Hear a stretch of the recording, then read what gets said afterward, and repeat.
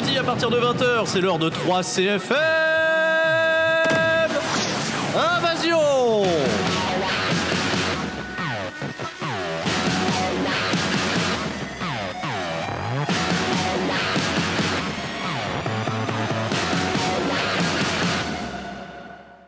Ouais, salut à tous, c'est Sturi, on est parti pour l'épisode numéro 8 de notre incroyable saga 3CFM Invasion en compagnie de ce bon vieux Flo. Comment vas-tu, mon cher Flo, depuis le précédent épisode ? Bonjour, bonsoir ou n'importe quoi à vous tous, ça va toujours. Ouais. Voilà, on continue sur cette belle lancée. Très belle lancée, The Rock est de retour. On progresse.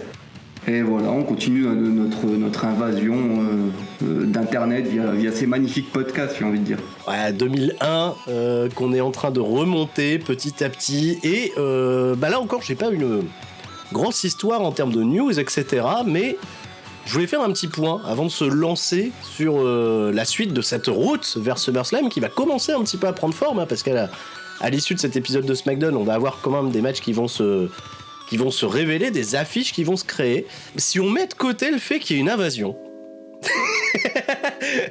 Facile, hein. Sans déconner, j'ai trouvé que jusqu'à présent, la semaine là qu'on va vous couvrir, cette 8e semaine, était une de mes préférées. En termes de rythme, en termes d'action dans le ring, même si on n'a jamais des matchs très très longs. Il y a un match long, il y a un match très très long, et d'ailleurs on va voir notre première publicité pendant un combat qui va tomber là, à SmackDown pour le main event, parce que le match était un peu plus long que la norme, dirons-nous. J'ai trouvé que le catch était bon, que les intrigues se développaient bien, mais le concept d'invasion et on va dire les marques WCW, ECW, elles sont pas là, hein, en quelque sorte. Il y a deux clans, il y a l'Alliance, la WWF, mais il n'y a pas du tout le rapport de force WWF contre WCW. D'ailleurs, tiens, on va tout de suite crever un abcès tout de suite. Vince McMahon absent des 2 semaines. On le voit pas. Oui. Pas de Vince McMahon, pas de chef de file. Stéphanie, elle se dirige plus à un rôle où elle va partir en storyline avec Chris Jericho. Tu vas en parler parce que ça va être un épisode où on va parler de singes notamment. Ah oui, c'est vrai. Ouais. Ouais. Vous allez voir quel rapport ça a, et même nous, on n'a toujours peut-être pas compris. Shane McMahon, il est occupé à couvrir les arrières de Booker T. Il affronte The Rock ce soir à Raw dans le main event.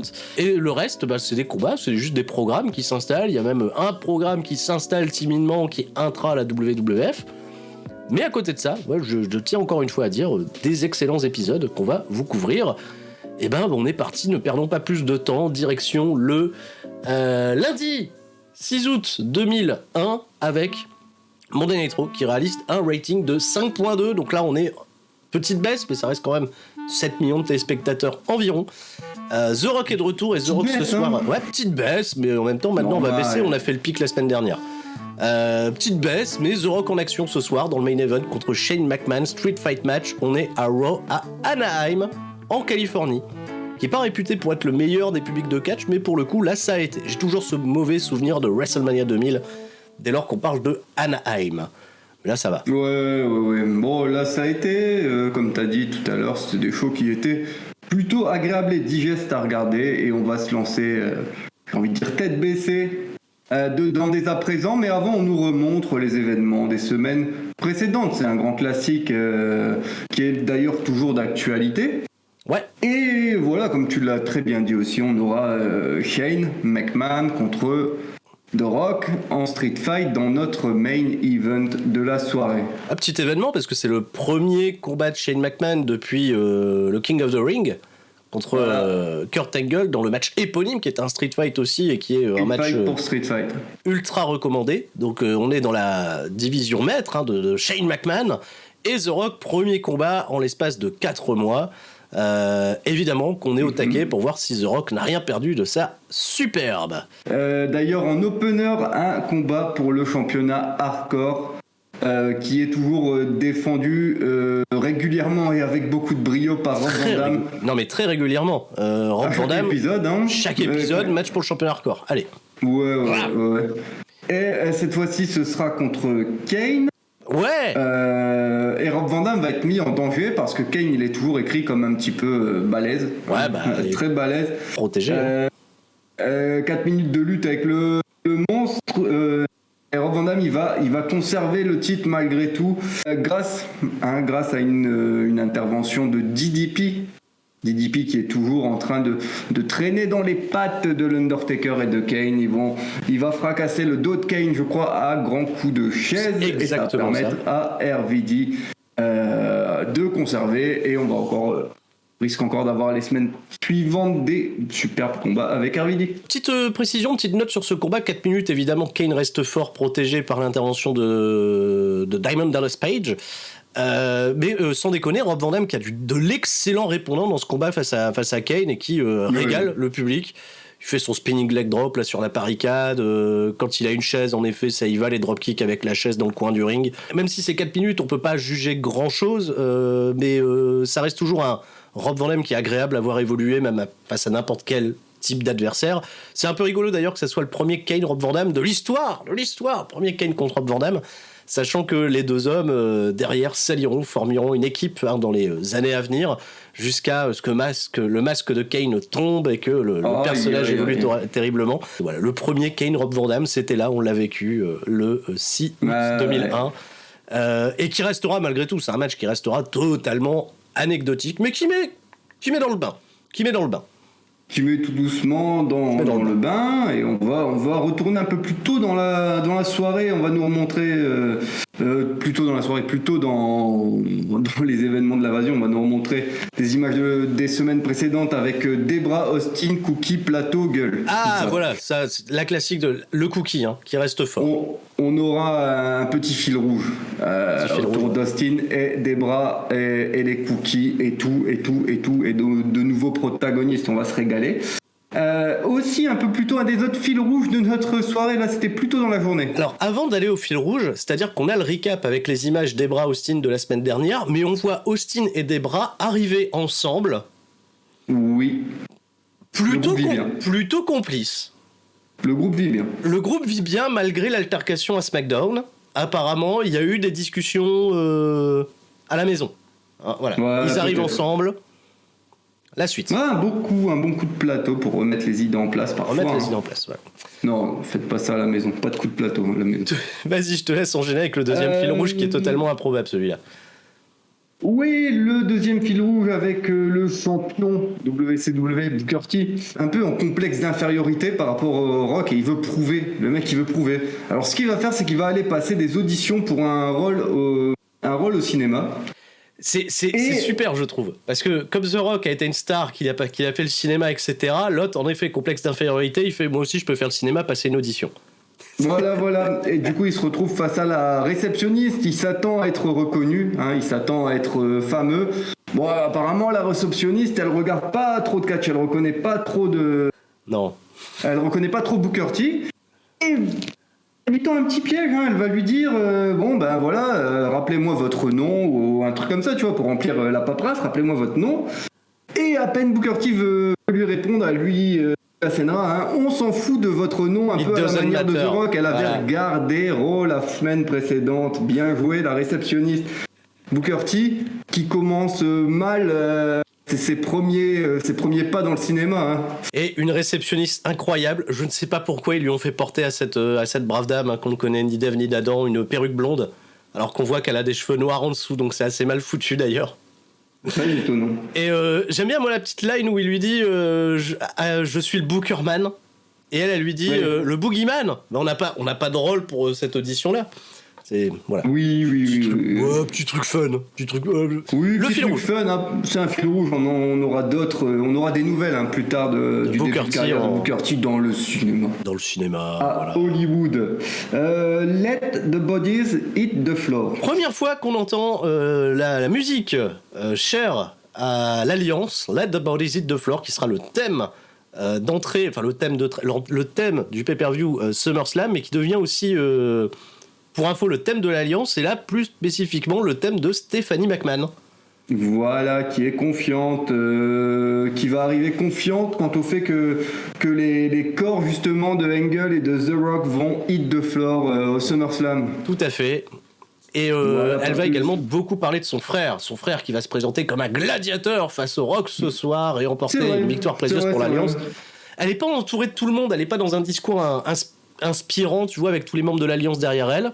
Et je l'ai trouvé meilleur dans ce registre-là, de se fait seule, que ses précédentes performances au micro depuis le départ. Puis là, elle va être dans un exercice qu'elle affectionne, je pense, tout particulièrement, à savoir se friter avec Monsieur Jericho. Du coup, comme tu le disais, elle a mis over son frère qui va botter les fesses d'un mec qui était sur la touche pendant 4 mois dans un street fight ce soir dans le main event, je le rappelle. Mais elle va vite être interrompue par Y2J, le très populaire, et il va faire quelques allusions au fait que Steph McMahon est une femme assez facile. Restons polis. Ça fait longtemps qu'on n'a pas vu ton mari, t'as pas tardé à te retrouver toute une bande de mecs avec l'Alliance, et je parle pas des techniciens également, même le mec qui fait les sandwichs, même le mec qui fait les popcorn, etc. Tout le monde t'est passé dessus. C'est d'un goût, en effet, qui peut être discutable. Voilà, Steph, elle va quand même profiter pour vanter son mari. T'avais botté les fesses, comme la petite bitch que tu es. Et Y2J, à peine entendu le mot bitch, comme tu dis, tout le monde t'est passé dessus, etc., etc. Tu m'as coupé l'herbe sous le pied. Je suis désolé. Et non, pas de souci, bien joué de ta part. Et voici 2 singes. Alors, pourquoi j'ai même écrit putain sur le cahier. Alors, parce qu'en fait, il lui dit, tout le monde t'est passé dessus, même sur les autres planètes. Et genre, même sur des singes. Même la planète des singes, elle t'est passée dessus, alors j'invite 2 singes. Alors, t'as 2 mecs qui sont habillés, qui ont les costumes de la planète des singes. Je sais pas, le film de Burton venait de sortir, je sais pas s'il y a placement de produit ou pas, je sais même plus les années, je sais même plus quand est-ce que le film sort ou autre. Il y a 2 mecs qui sont habillés en singe façon planète des singes. Petite tarte et petit bouquet de fleurs. C'est ça. What? Donc, et voilà, donc Jericho très poli aussi fait les présentations entre Stéphanie et les singes. Stéphanie, voici les singes, et les singes, voici la femme facile. Et je reste poli une nouvelle fois. On était très mal poli à la télé en 2001. Et je ne sais plus le comment du pourquoi, mais Jericho il va prendre la tarte. Ouais, bah, il va faire pour accompagner justement l'accueil, on va dire, des singes. Je te réserve aussi un accueil à ma manière. Il va prendre une tarte et évidemment. Et pouf, la tarte dans la tête, on joue avec la nourriture. Voilà. C'est rigolo. Et Stéphanie, elle est recouverte de crème et elle fait Chris Jericho, tu payes rien pour attendre, etc. Et les gens adorent Chris Jericho qui se moque sans cesse de Stephanie McMahon, et Stephanie McMahon n'en peut plus. Toujours dans la légèreté, le second fil rouge. Hein. Le second fil rouge. Ou le premier fil rouge, comme vous voulez, dans votre ordre de préférence, c'est des bras. C'est des bras. Des bras et Lita qui vont se croiser un peu à la cantine. Hein, machine à café, tranquille. Voilà. À la machine à café, voilà. Et Lita, elle va témoigner toute son admiration pour des bras. Ouais. En lui disant, voilà, je suis fier que tu t'es pas laissé faire, que tu aies cogné la tête de ton mari avec un plateau. Elle a tenu tête à son mari et Lita la félicite pour ça. Voilà, je suis fier de ça. Et elle termine par la phrase, je traduis avec mes mots, ça doit être vraiment difficile de fréquenter un type comme Stone Cold. En gros, c'est une phrase de ce type. Et là, Debra, tu sens, elle l'a pas très bien pris. Elle est pincée. Oui, les dents grincent. On entend les dents grincer. Et elle tourne le dos à Lita et se casse. Attention, affaire à suivre, ça reste un fil rouge. Ouais, attention, ça va prendre des proportions. Tenez-vous bien. Là, on est dans un conflit terrible. Terrible. Il y a un autre conflit à gérer sur le ring dans un instant. Il y a la petite annonce pour ce match. Oh ouais, c'est vrai, on aura Stacy et Tori contre Jacqueline. Déjà, pour l'instant, ils nous ont juste annoncé ça, ils nous ont pas dit pourquoi. Mais on va savoir pourquoi dans un instant. Alors là aussi, voilà, Stacy Keibler et Tori Wilson en match handicap contre Jacqueline. Accrochez-vous. Voilà, j'ai pris des notes. Vous allez savoir pourquoi dans un instant. Mais avant ça, on reste backstage. Voilà. Oui, on a Tajiri et Regal qui sont au bureau. Ouais, tranquille. Ça discute et ils vont être interrompus par X-Pac qui réclame de la compétition. Tajiri dit quelque chose en japonais, ce qui fait beaucoup rire William Regal. Et en gros, il a dit X-Pac sucks. X-Pac il est vénère, donc on aura X-Pac contre Tajiri. Xbox c'est bien parce que j'ai trouvé que c'était hyper intéressant le fait qu'il arrive chez Regal et qu'il dise j'aimerais faire des main events parce que je veux être considéré, je suis le premier champion, enfin double champion lightweight et cruiserweight. En effet, tu vois, la semaine dernière on en a parlé quand il prend le titre et qu'il récupère les 2 titres en même temps, le match a pas été advertisé, Il n'y a eu aucun effet d'annonce, il n'y a pas de. Il n'y a pas eu la fiesta. Le mec gagne et derrière Vince McMahon il aurait pu faire un truc putain ouais je suis fier de la WWF pour ça. Il n'y a pas un mot sur la victoire d'X-Pac qui passe totalement au second plan, donc je peux comprendre qu'il aille voir Regal et qu'il se dise je vais être considéré parce que voilà. Ça fait sens. Et le championnat lightweight, uniquement le championnat lightweight sera en jeu dans ce combat entre Monsieur Tajiri et Monsieur X-Pac un peu plus tard. Mais on est parti, on vous a créé le suspense. Stacy Keibler, Terry Wilson contre Jacqueline, c'est maintenant. Flo. Et on a besoin d'un petit flashback pour savoir quelle est la nature de cette tension entre ces brillantes dames. Et on apprend que 8 jours plus tôt, même pas, 8 jours auparavant, 8 jours, hein. Dans une autre émission de télé, Sunday Night Heat, c'était à Heat précisément. À Heat, Jacqueline a baissé la jupe de Stacy Keibler. Voilà. C'est une bonne raison d'arriver à un combat handicap ce soir, évidemment. Évidemment, Stacy Keibler et Terry Wilson, elles étaient là. Elles voulaient mettre un petit peu le feu, tu vois. Je crois qu'ils étaient au WWF New York sur une petite représentation sur scène. Et justement, elles faisaient un peu les meufs. On va faire semblant, tu vois, de se dézapper, etc. Et Jacqueline, elle est arrivée, elle a baissé la jupe. Et là, il faut que ça se règle dans le ring. Match handicap. Alors, Terry Wilson et Stacy Keibler, elles rentrent séparément. Mm-hmm. Sur des thèmes, les thèmes qu'elles ont quand elles arrivent à la WWF, on s'en branle, quoi. C'est pas des thèmes marquants. Mais je sais pas, ils leur ont fait des entrées séparées, peut-être pour gagner du temps sur le programme, j'en sais rien. Jacqueline, elle arrive. Jacqueline, la dernière fois qu'on l'a vue en compétition, elle bottait le cul de Crash Holly qu'on voit plus aux écrans, et je suis très très triste parce que c'est un excellent catcheur, et je l'avais dit la dernière fois. Ouais. Et ouais, Jacqueline, elle arrive en bonhomme au début, elle met un ou deux bourre-pif, et puis après c'est 2 contre 1, donc forcément elle s'écroule, quoi. Ouais, c'est pas pour autant que c'est bien, hein. Non. 2 contre 1, c'est pas bien. Une 40. Et même à 2 contre 1, elles ont dû être aidées par Ivory. C'est vrai, il y a un fait narratif important. Ivory, elle vient aider Stacy Keibler et s'inscrire dans Terry l'Alliance. Wilson, Hein. et elle rejoint l'Alliance de ce fait. Voilà, victoire pour les dames de l'Alliance, du coup. Et il y en a une de plus avec elle, désormais. Ivory rejoint l'Alliance. Ouais. Une des premières... est-ce que c'est pas la première défection ? Non, il y a Austin. Il y a Austin quand même. Mais pour des gens pour des gens plus secondaires, Ivory, c'est la première à rejoindre l'Alliance depuis Austin, on va dire. Ce sera pas la seule sur les épisodes qu'on va vous couvrir. Oh, attention, je dis rien. On verra bientôt. On repart backstage. Ah, oula, puis pas n'importe quel backstage. Et il y a DDP. Ouais. Ah, ce putain de taré. Il est dans son sanctuaire dédié à Sarah, hein, qui est apparemment sur place. Hein, c'est-à-dire, il est arrivé au taf, il a décoré son vestiaire là. Il y a des bougies, il y a des photos de Sarah partout, paparazzi. Il y a une photo de. Il y a des télés, mais de biais. Ouais. Le mec, il a installé des télés de manière, tu sais, des moniteurs de manière, tu vois, voilà, pour créer une petite ambiance. Et il est là, il fait son yoga devant les photos de Sarah, il se rapproche d'elle. Il y a des photos. Il y a une photo de Undertaker et Sarah, il a remplacé la tête d'Undertaker par la sienne. Il fait un truc comme et ça. Là, il se rapproche des photos, il fait Tu le fais bien. Je te veux, Sarah. Ouais, c'est pas mal. Ouais, je sais, je traduis, on travaille.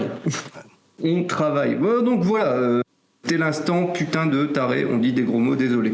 Il y a un petit coucou du côté du WWF New York avec Terry Reynolds. Oui, j'avais carrément oublié Terry qui est au resto. Elle va se faire prendre, à partie par Paul Heyman depuis la table des commentateurs, comme un méga enfoiré. Je sais plus exactement ce qu'il lui dit, mais il la rabaisse et Terry, elle est un petit peu au bord des larmes déjà, qu'elle est un petit peu remplacée par une mob dans le cœur de Perry Saturn. En fait, c'est génial parce qu'on va au WWF New York, il y a Terry Reynolds, elle doit répondre à des questions en effet de Jim Ross et Paul Heyman au sujet de on sait pas trop, tu vois, voilà. Elle est là, elle a le micro, elle a même pas le temps de dire bonjour. Que Paul Heyman tout de suite il fait alors toi t'es vraiment la reine des connes, hein, de te faire remplacer par une mop, etc. Et Paul Heyman il fait un discours, tu vois, c'est 20 secondes. Et la pauvre Terry, elle regarde ses pompes, tu vois, elle est là, elle dit rien et puis on passe à autre chose. Ça aura du sens. Ça aura du sens, évidemment. Mais on verra bientôt. Voilà, 20 secondes comme ça, c'est cadeau. On vous les offre. Terry Reynolds qui reste pantoise. C'est cadeau. Bon, ça mérite bien une petite gorgée d'eau après ça. Tu mérites. Et voilà, Terry, un peu peine de cœur, remplacé par une mop. Et en parlant de cœur et d'affaires de cœur, on repasse à un fil rouge. Un vrai beau couple ne se cache aucune vérité. Voilà pourquoi Debra va expliquer toute son altercation avec Lita à Steve Austin. Ouais. Elle va un petit peu romancer cette altercation. On n'aura pas de la pure vérité, on aura une vérité embellie, en quelque sorte. Oh, elle va dire Lita, elle a même dit que notre mariage était une blague. Que Steve Austin, toi t'es une ordure, et surtout la goutte d'eau qui va faire déborder le vase, elle a dit que Lita n'a pas dit, mais c'est les propos de Debra que je rapporte. Ouais. Même mon copain Matardi peut te battre. Lita n'a jamais dit ça. Ah non, elle a dit. Elle a un petit peu vexé Debra à la machine à café, mais il n'y a jamais eu ça. Ouais. Et Steve Austin, là, il dit « Oh putain, quoi, il a vraiment dit ça ? Attends, je vais régler ça. » Parce que sur le reste, Austin, il écoute, il s'en bat les couilles, mais dès que Debra lui dit, Lita, elle a dit « Matardi peut te prendre », le mec, le sang, il a fait qu'un tour. Il s'est levé, il s'est barré, et Debra, elle était bien contente d'avoir un petit peu embelli la situation pour que... Et bizarrement, il y a eu le coup de Cookie, mais en fait, là, ça y est, c'est bien complice. Debra et Austin. Je pense que leur thérapie de couple, c'est la recherche d'un ennemi commun, on verra ça un petit peu plus tard, puisque c'est un fil rouge, je le rappelle. Ouais, on repasse à un autre fil rouge. Ah oui, l'autre fil rouge. Là, c'est vrai qu'on a tout un petit segment backstage un peu long. Ouais, oh là oui. Plutôt, Booker T était à Hollywood, je vous le rappelle. Mais oui. Il n'a pas d'expérience, Rock non plus, cela dit. Et le réalisateur du film, là... le mec qui lui fait passer le casting, il lui donne un rôle... Je sais pas, c'est un rôle de magicien, c'est ça ? C'est un truc un peu... C'est pas un homme anglais assez précieux, un aristocrate, non, plutôt. Ouais, c'est ça. Ouais. Et Booker T, il s'exécute, il prend un petit accent anglais, et tu sens que lui, il croit qu'il claque. Il croit qu'il est bon. Il croit que c'est le meilleur des acteurs. Il est génial parce qu'il fait ses auditions avec sa ceinture de champion et tout. Ouais. Dans sa tête, il croit qu'il claque et les gens qui l'écoutent, ils sont un peu là. Qu'est-ce qu'il fait ? Bon, on verra. On va ramener une actrice. Ils vont ramener une actrice plus tard pour faire la réplique. Mais là, pour l'instant, le premier test n'est pas convaincant. Mais Booker T fait de la comédie. Et je pense que Vince McMahon, il voit ça, il fait... Lui, il s'adapte bien à notre produit. Lui, alors là alors on peut lui faire des conneries, il est drôle. Parce que Booker T, toute sa carrière à la WCW, mis à part, tu vois, peut-être la petite période où il a fait G.I. Bro, ça a toujours été un peu un mec un peu sérieux. Et on le voit dans un registre de ce fait totalement différent à l'époque, à savoir ces fameux segments backstage où le catch, ça doit être fun, selon la manière dont Vince McMahon voit les choses. Et après, c'est pas du mauvais fun, ça passe. C'est ok. Bon. C'est ok ce qu'il fait, il nous avait bien fait rire avec les cookies la semaine précédente. C'est de la bonne télé, voilà. Bon là c'est marrant, on verra un petit peu plus tard, ça va être un petit peu drôle après. Et on reste encore backstage, là ça dure longtemps, on a Stephanie McMahon qui va se plaindre à William Regal. William Regal qui semble amusé par la situation de Stephanie. Les Dudley sont là et ils vont péter les plombs. Tu laisses rentrer des singes. Tu laisses rentrer des singes dans le show et après ce sera quoi ? Des lions, des ours. Je pense que Jericho doit être mis dans un combat handicap contre nous. Et Regal il fait non. Et non. Stéphanie elle fait ok alors on lui laisse choisir un partenaire de son choix et on fait un tag. Et voilà donc il y aura les Dudley contre Jericho et un gars. Voilà. Alors c'est génial parce que il y a 3 semaines, il me semble, enfin 3 ou 4 épisodes depuis celui-là. Les Dudley, tu te souviens quand ils étaient venus dans le bureau de Regal et Regal il voulait se venger de Jericho parce qu'il feudait avec Jericho, Regal il avait poussé pour que les Dudley ils fassent un match handicap de table face à Jericho, tu sais. Les Dudley ils avaient fait tu dis-le tout de suite si tu veux qu'on le passe à travers une table, tout va bien. Oui. Là tu vois tout le prisme a changé, Regal c'est devenu le mec cool. Non, il n'est pas question qu'il y ait un match handicap.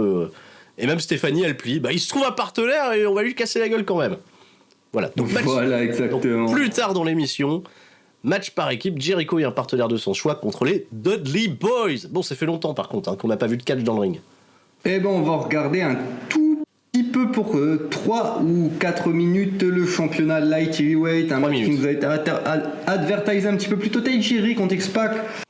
Et c'est trop court pour prendre 100% de plaisir, mais on va quand même bien s'amuser. Oh putain, oui. Parce que ça ressemble à 3 minutes d'un sans faute. C'est ça, c'est super. Avec une victoire pour un Tajiri qui est exceptionnel. X-Pac, c'est très cool aussi à suivre. X-Pac, il est super. Il est chaud. Il commence avec des combinaisons qui sont très caractéristiques à la ECW à l'époque, à savoir les mecs qui font du chain wrestling, ils se relèvent en même temps avec des sauts de tête et tout. Ces fameux combats à l'époque entre Tajiri, Super Crazy, les mecs ont saut de tête, la pose et tout. Il commence sur ce registre-là, puis après ça part dans tous les sens. Tajiri dégaine des kicks à une vitesse incroyable. Dès qu'il y a un trademark, le public il est à donf. Franchement, X-Pac, il a beau affronter, tu vois, Billy Kidman, les gens s'en foutent, ils chantent X-Pac suck et ça s'arrête là. Que là, dès lors que ça combine avec Tajiri, ouais, il y a ce côté un peu frustrant, seulement 3 minutes. On sera récompensé parce que, spoiler alert, c'est un match qu'on aura à SummerSlam qui sera plus long. Pour le plaisir des yeux, c'est super. Mais franchement, 3 excellentes minutes, un bon sprint, du début à la fin, ça sent à l'heure. Victoire de Tajiri, qui devient le nouveau champion lightweight. De ce fait, les ceintures sont à nouveau séparées. Et le con, il gagne après avoir balancé son Green Mist devant les yeux de l'arbitre Charles Robinson, qui en a rien à foutre. D'habitude, c'est toujours un peu discret, le Green Mist, il le balance. L'arbitre, il doit pas voir. Là, bat les couilles. Et Charles Robinson, qui est un arbitre qui est censé être de l'Alliance, il fait, c'est bon, vas-y, je valide, frère. Fais le Green Mist, pas de souci. Nouveau champion Tajiri. Voilà, on a pris 3 minutes de catch, il faut bien qu'on retourne au fil rouge. Hein. Ah bah allez, on est reparti. Hein.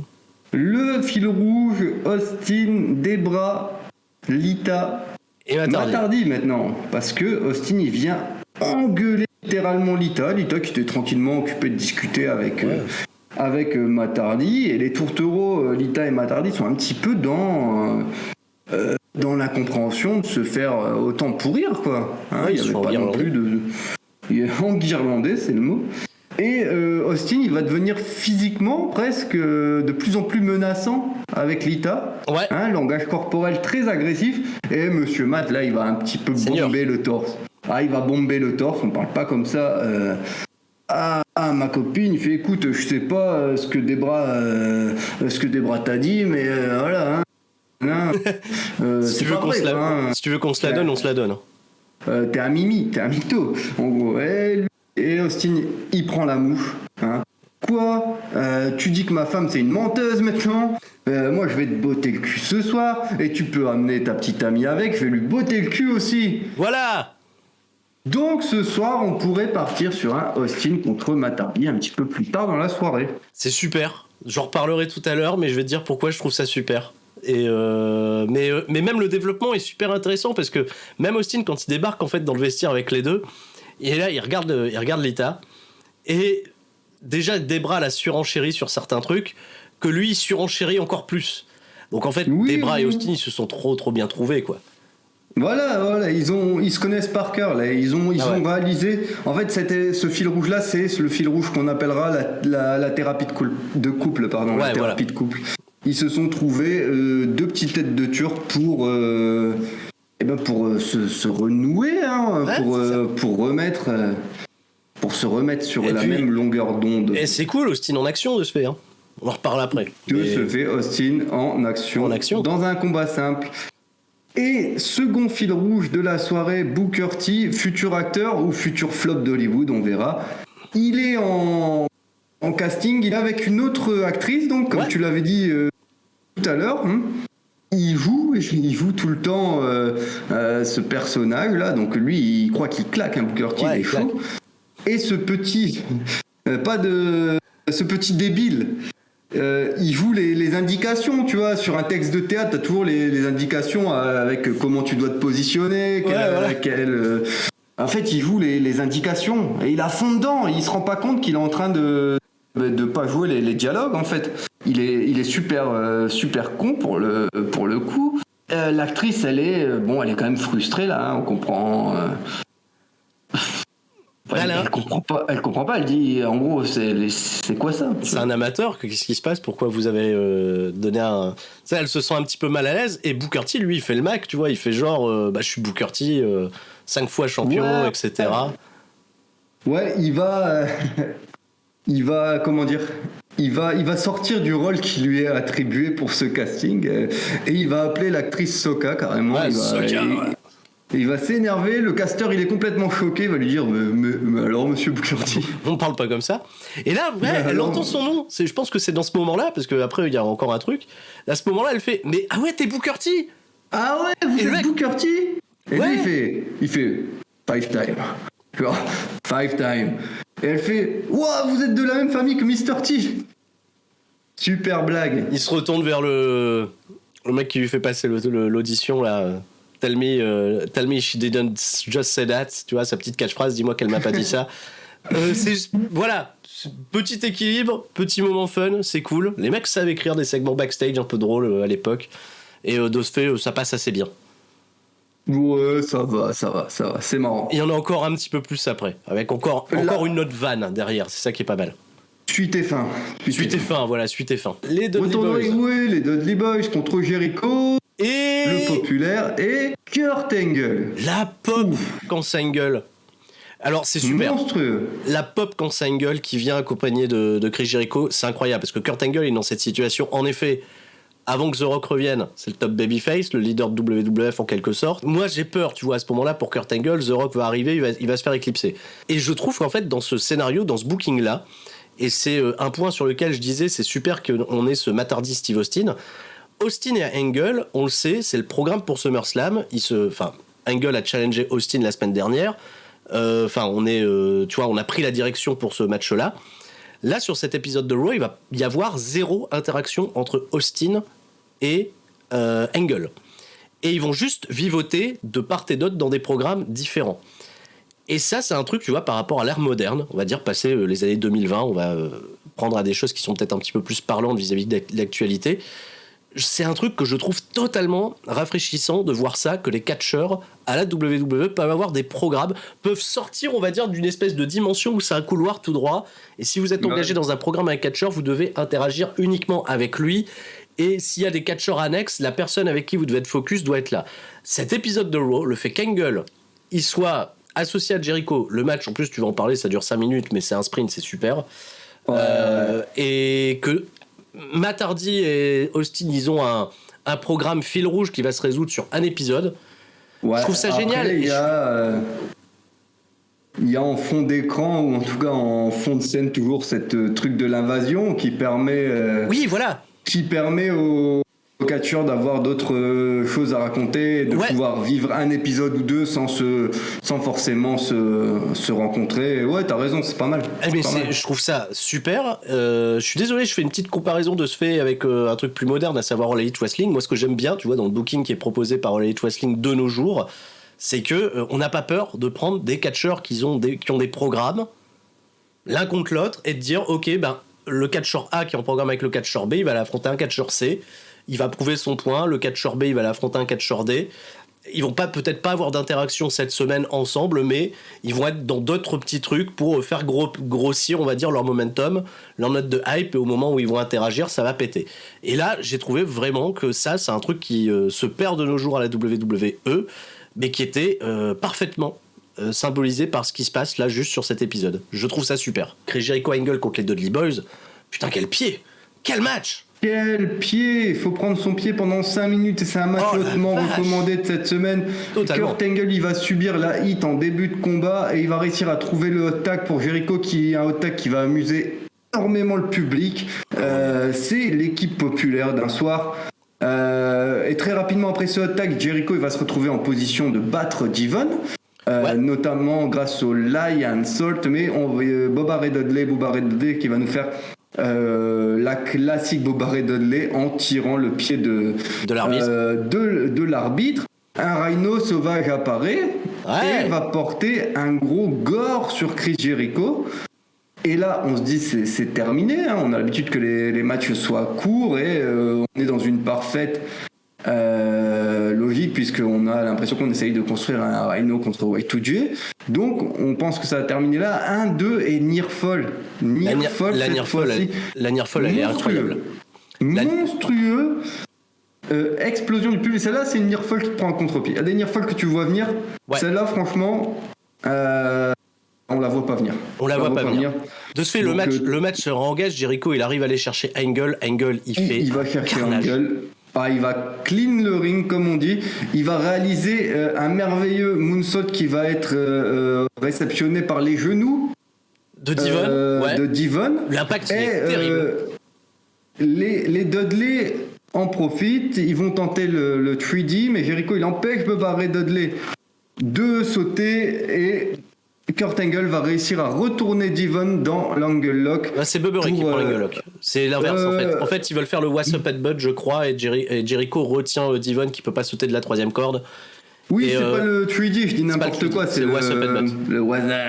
Le putain, l'ankle lock instant quand il se redresse d'un coup Angle et qu'il porte l'ankle lock, il y a une espèce d'énergie qui se dégage du public. Le move est devenu hyper populaire et Angle, il défonce Bubba Ray Dudley avec l'ankle lock. Victoire des babyface. 5 minutes victoire des babyface, c'était trop cool, super. Ouais, c'était vraiment super. Excellent catch. On dit chaque semaine Jericho c'est super, les Dudley Boys. Quelle valeur sûre. Quelle valeur sûre à ce moment-là dans la division par équipe. Bubba Ray surtout qui est chaud. Il est brillant et dans tous les segments tu sens qu'il donne tout là, je sais pas, il est hyper réaliste. Lui c'est vraiment dommage qu'il est devenu bête mais ça peut arriver. La suite. Fil rouge. Fil rouge, Lita, petit coup de fil. Ouais, le téléphone. Je sais pas avec qui elle est au téléphone, on sait pas trop avec qui elle est. Petito aussi au passage. Et arrive le harceleur du soir quand même. Hostile, comme disent les plus jeunes, tu forces. Ouais. Tu forces. Arrive Austin, donc il commence à lui gueuler dessus comme un ouf. Ouais. Lita, Lita elle flippe, tu vois. Là, les pétoches. Lita, elle a connu quand même juste quelques mois auparavant un bottage de cul en bonne et due forme de la part de Austin, parce qu'il y avait déjà eu un programme entre les deux un peu après WrestleMania où Austin avait déjà commencé à vriller, était associé à Triple H. Et il y a un moment très marquant où il la massacre à coups de chaise, enfin bref, tout un bordel. Et Lita, elle veut tempérer. Elle veut faire, je pense qu'on parle d'un malentendu, etc. Et elle essaye de temporer Austin, quoi. Elle dit pardon, clairement. Elle dit pardon et tout. Elle dit je m'excuse pour ce stupide malentendu. Et Austin, il va lui dire t'inquiète, on verra ce qui sera stupide ce soir. On verra ce sera qui le stupide. Donc encore des menaces.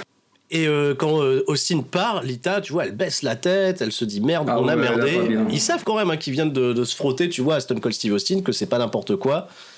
Et que ça risque de chauffer pour leur cul tout à l'heure. Et Austin, ce qui est bien, c'est qu'il est pas du tout portrayé comme un lâche, un couard. C'est en effet, tu vois, le top heel de l'Alliance. C'est un mec dangereux, c'est un mec particulièrement psychopathe, instable. Et de ce fait, il a des bonnes raisons de faire flipper Lita. Et Lita est très très bonne dans l'acting pour incarner ça et tout. On a de la sympathie pour elle naturellement. C'est bien, c'est super. Bon fil rouge. Oui, et cette fois-ci, pas de fil rouge d'affilée, puisqu'on va retourner au ring pour le championnat intercontinental. Oui. Lance Storm, et c'est Christian qui va être à la chasse de Lance Storm. Et Christian, il fait un truc incroyable, il vient au ring déjà seul, avec le trophée, hein, voilà, petit coup d'œil trophée. Et je sais pas si t'as noté la promo de Christian. C'est une promo où il va un petit peu séduire Lance Storm. Ouais, c'est ça. Et il va réussir un petit peu à le berner, à lui dire voilà, t'es cool, on va se faire une pause de 5 secondes ensemble si t'es chaud, tu vois. En fait, plus précisément, il lui dit la semaine dernière, t'as défendu les couleurs du Canada. Et Christian, il fait en tant que Canadien, moi-même, je tiens à saluer quand même ton courage d'avoir été face à un public, tu vois, d'Américains qui comprend pas trop, tu vois, culture, Canada, tout ça. Et juste pour ça, avant qu'on s'affronte pour le titre intercontinental, je voudrais qu'on fasse un 5-second pause ensemble, qui est le fameux truc caractéristique de Christian et Edge, pour célébrer ça. Et le public, il eut copieusement. Limite, quand t'as cette déclaration de Christian, t'as l'impression que le mec va tourner. Et depuis déjà quelques semaines, on est sur une tendance où on se dit Christian il va finir par tourner. Ça a été un petit peu plus dissimulé, donc qu'est-ce qui se passe? Et en fait non, c'est un piège. Lance Storm il est hyper content parce qu'il serre la poignée, il accepte, hein. il donne une poignée de main à Christian, il fait hein. vas-y, je suis honoré de faire une 5 second pause avec toi. Donc il est trop con, Lance Storm il tombe dans le panneau. Les mecs ils commencent à prendre la pause et là Edge il arrive par derrière et il lui fait une Jacqueline. c'est exactement ça. Il lui a baissé son froc. La bonne vieille vanne, hein, on baisse le froc, voilà. Vince dans son camion, il s'est dit je vais trouver un nouveau truc drôle. Ça c'est un délire ça. On met les gens en slibard. Et l'autre il a un caleçon ridicule et tout, donc trop content de leur blague. Le public rigole. Et on est parti pour Christian, donc qui s'est déjoué de Lance Storm, enfin qui s'est moqué de lui. On est parti pour un combat entre les deux. Mais pour autant, Christian, bah le public, tu vois, il s'est marré pour le segment, mais derrière, c'est peut-être parce que c'est Lance Storm, ça retombe. Ouais, ça retombe un peu, c'est 4 minutes agréables, mais voilà, pas la folie, on n'a pas emmené le public avec nous. Ça va être tout simplement conclu par un roll-up zone, un roll-up de Lance Storm avec l'aide des corps, bien avec l'aide des corps, et c'est complètement ignoré par l'arbitre tricheur, c'est Nick Patrick voilà. Qui triche. Voilà, et Edge en fait il est juste venu pour baisser un froc et il est reparti, tu vois. Voilà, on fait une blague. Après, assister son pote et tout. Bon. De toute façon, on prend la direction, voilà, on va prendre la direction de Edge Lance Storm à SummerSlam. Donc Christian, il était là pour abattre la première carte, dirons-nous. Ouais. Parking. Voici un grand daron, le père Taker.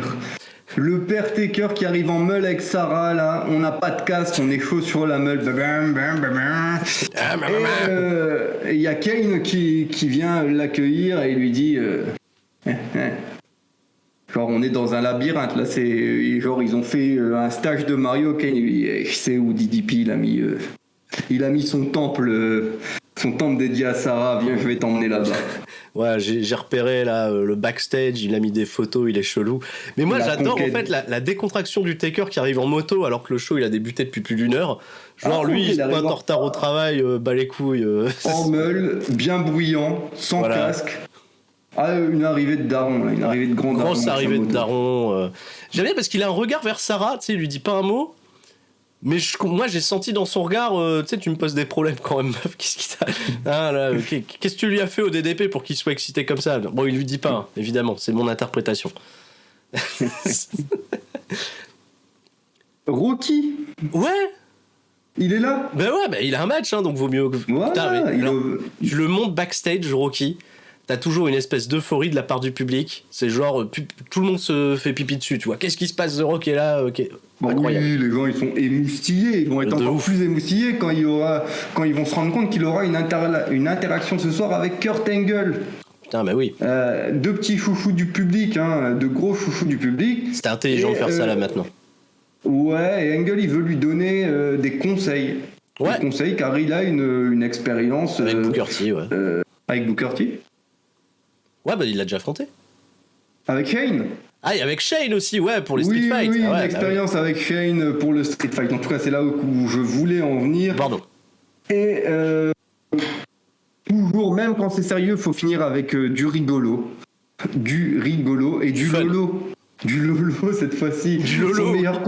Son meilleur conseil à Kurt Angle, ça va être de prendre un petit peu de calcium et il va tendre un verre de lait à The Rock. Et le Rock, il va dire qu'est-ce que c'est que ça? Et Kurt Angle, il va dire c'est du lait, gros. Ça, c'est du lait, mon gros.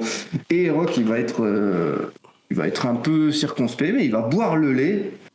Et il va trouver ça trop bon, tu vois, les produits laitiers, amis pour la vie, là, côté Rock. Et du coup, les deux hommes sont heureux et le groupe vit bien. On pouvait s'attendre à une guerre d'ego entre Rock et Angle. En plus, le début de la confrontation, on nous prend pas pour des cons. C'est-à-dire que Angle va voir The Rock, c'est la première fois qu'ils vont interagir depuis que Angle a tourné face et qu'on est dans ce dispositif alliance contre WWF. Et Angle, tu vois, pour pas nous prendre pour des cons, il va dire à The Rock, toi et moi, par le passé, on n'a jamais été sur la même longueur d'onde, on a toujours été ennemis, etc. Mais là, on doit œuvrer, tu vois, face à un ennemi commun. Et je pense qu'on est capable de s'entendre. Et c'est pour ça, tu vois, un petit peu en guise de bienveillance de la part d'Angle, qui épouse vraiment ce rôle de babyface qui lui tient à cœur. Il lui dit j'ai des conseils pour toi et je t'offre un verre de lait.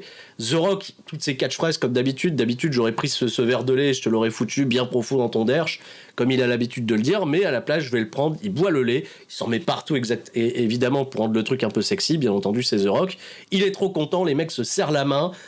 Explosion de joie, tu vois, dans le public au loin, ils sont super contents. Les deux top babyface, ils sont sur la même longueur d'onde. Ça fait plaisir, c'est feel good. Voilà. Belle transition de ta part parce que tu nous as parlé de personnes qui voulaient se mettre sur la même longueur d'onde et ça nous rappelle un petit peu un de nos fils rouges. Ah, Austin et Debra. Qui va reprendre, Austin qui rejoint Debra pour un segment que je vais appeler la même à l'envers. Le débrief. Ouais, le débrief, et c'est la même à l'envers que la première partie ou la seconde partie de ce fil rouge. Austin va rapporter de manière un petit peu embellie, une vérité enjolivée, les propos de Lita. Alors que Lita, je le rappelle, auprès d'Austin, elle s'est juste excusée et elle a fait caca culotte. Voilà. Et Austin, il va dire à Debra... Et il va dire à Debra, ouais, elle a dit que t'étais trop stupide pour bien comprendre et interpréter les propos. Elle a dit que t'étais trop conne, que ta coloration de cheveux, elle est pourrie, que ton parfum, il est dégueulasse. Et moi, je lui ai même dit que ton parfum, il sentait bon. Et là, les deux, ils se sont... les deux, ils se sont chauffés et on est parfaitement sur la même longueur d'onde grâce à l'ennemi commun. Magnifique. Mais ce qui est génial avec ce dernier segment, pour moi, c'est pas le segment de trop parce qu'on les a beaucoup vus interagir, mais on est parti de Debra qui a pris la liberté d'embellir un truc, tu vois, d'embellir, c'est d'en faire des caisses sur un truc qu'elle a mal pris de la part de Lita au début. Donc d'un petit mensonge de Debra, Austin, lui... il est, mais alors, x10. Lui, c'est exponentiel. Lui, il a rajouté, tu vois, des caisses et des caisses à la situation. Genre un téléphone arabe qui est parti bien trop loin. Mais qui arrange tout le monde. Et qui arrange tout le monde. Et les deux, là, ils sont hyper contents. Donc, ça y est, Austin, il est prêt. Il va aller casser la gueule de Matardi. Et ça va chier. C'est drôle. Ouais, franchement, ça va. C'est super. Ils sont drôles tous les deux, quoi. On retrouve un peu le Austin Debra. Debra dans un autre registre, de fait, totalement différent que les précédents épisodes où ils faisaient les cons avec... ils faisaient tous les cons avec Vince. Mais putain, il est bien pour la télé, Austin. Hein. Il est amusant. Hein. Ouais, non, c'est fort. Il est super amusant. Tout ce qu'il fait, il fait bien.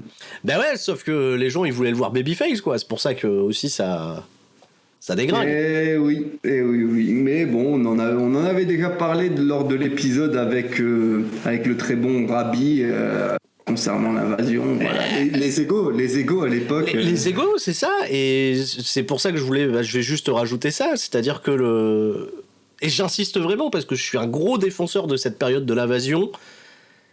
Tout le monde va dire, et même je comprends pourquoi on va dire que l'invasion c'est pourri. Voilà, c'est un angle qui aurait pu être vachement mieux à tous les niveaux, que ça a peut-être duré trop longtemps aussi, mais bordel, si tu mets de côté le fait qu'il y a une invasion en cours, on vit vraiment certains moments catchesques qui sont super drôles, avec de la bonne comédie backstage, et des combats sur ce format en effet 4-5 minutes, putain, qui valent le coup d'être vus, où tout le monde mouille le maillot, tout le monde s'arrache, tout le monde se donne. Et tout est prétexte à être drôle, quelquefois... Quelquefois... C'est fun. Bon, quelquefois c'est un peu lourd, ça peut paraître un peu lourd, mais voilà, avec le recul, il y a des trucs. Il y a des trucs avec bien. le recul, c'est fun. Ça y est, on a trouvé le vestiaire. On a trouvé le temple. Le temple, qui a, je le rappelle, été montré par Kane à Taker. C'est Kane qui avait le chemin. Et je sais, c'est là. Ouais. Taker, il va donc pénétrer ce sanctuaire. Dédié à Sarah, créé par DDP. Il casse tout là, il voit les photos. Il est bouillant. Il m'a fait peur. Et sans déconner, moi j'ai flippé parce qu'il prend les portraits, il prend les photos, il déchire tout, il lance tout. Et je me suis dit, putain, c'est chaud parce que les bougies elles sont toutes allumées. Je me suis dit, il y a un truc qui va prendre feu, qui va cramer, ça va être le bordel. Parce qu'il balance tout, hein, il prend les télés. Il y a une télé, il galère à la péter. On n'est pas passé loin de voir Baptiste Taker. Et putain, mais c'est incroyable la gestion, déjà la prod de WWF à l'époque, ce genre de segment, tu vois, je vais parler des plans séquences, je vais être chiant avec ça, hein, je sais, aujourd'hui je déteste le produit WWF quand ils sont backstage et qui font des cuts sans arrêt pour dynamiser l'action. Putain, là c'est un plan séquence du début à la fin. L'autre il pète le temple, la caméra elle s'éloigne, et apparaît en ombre. Tu vois, il passe une porte, une silhouette qui fait penser à DDP. Mhm. Et il n'y a pas un cut, il n'y a pas un plan de caméra qui change.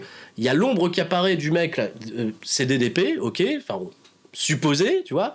Donc, Undertaker, qu'est-ce qu'il fait ? Il court dessus, il l'attaque, et on est toujours avec le même plan de caméra qui t'immerge dans le truc, quoi.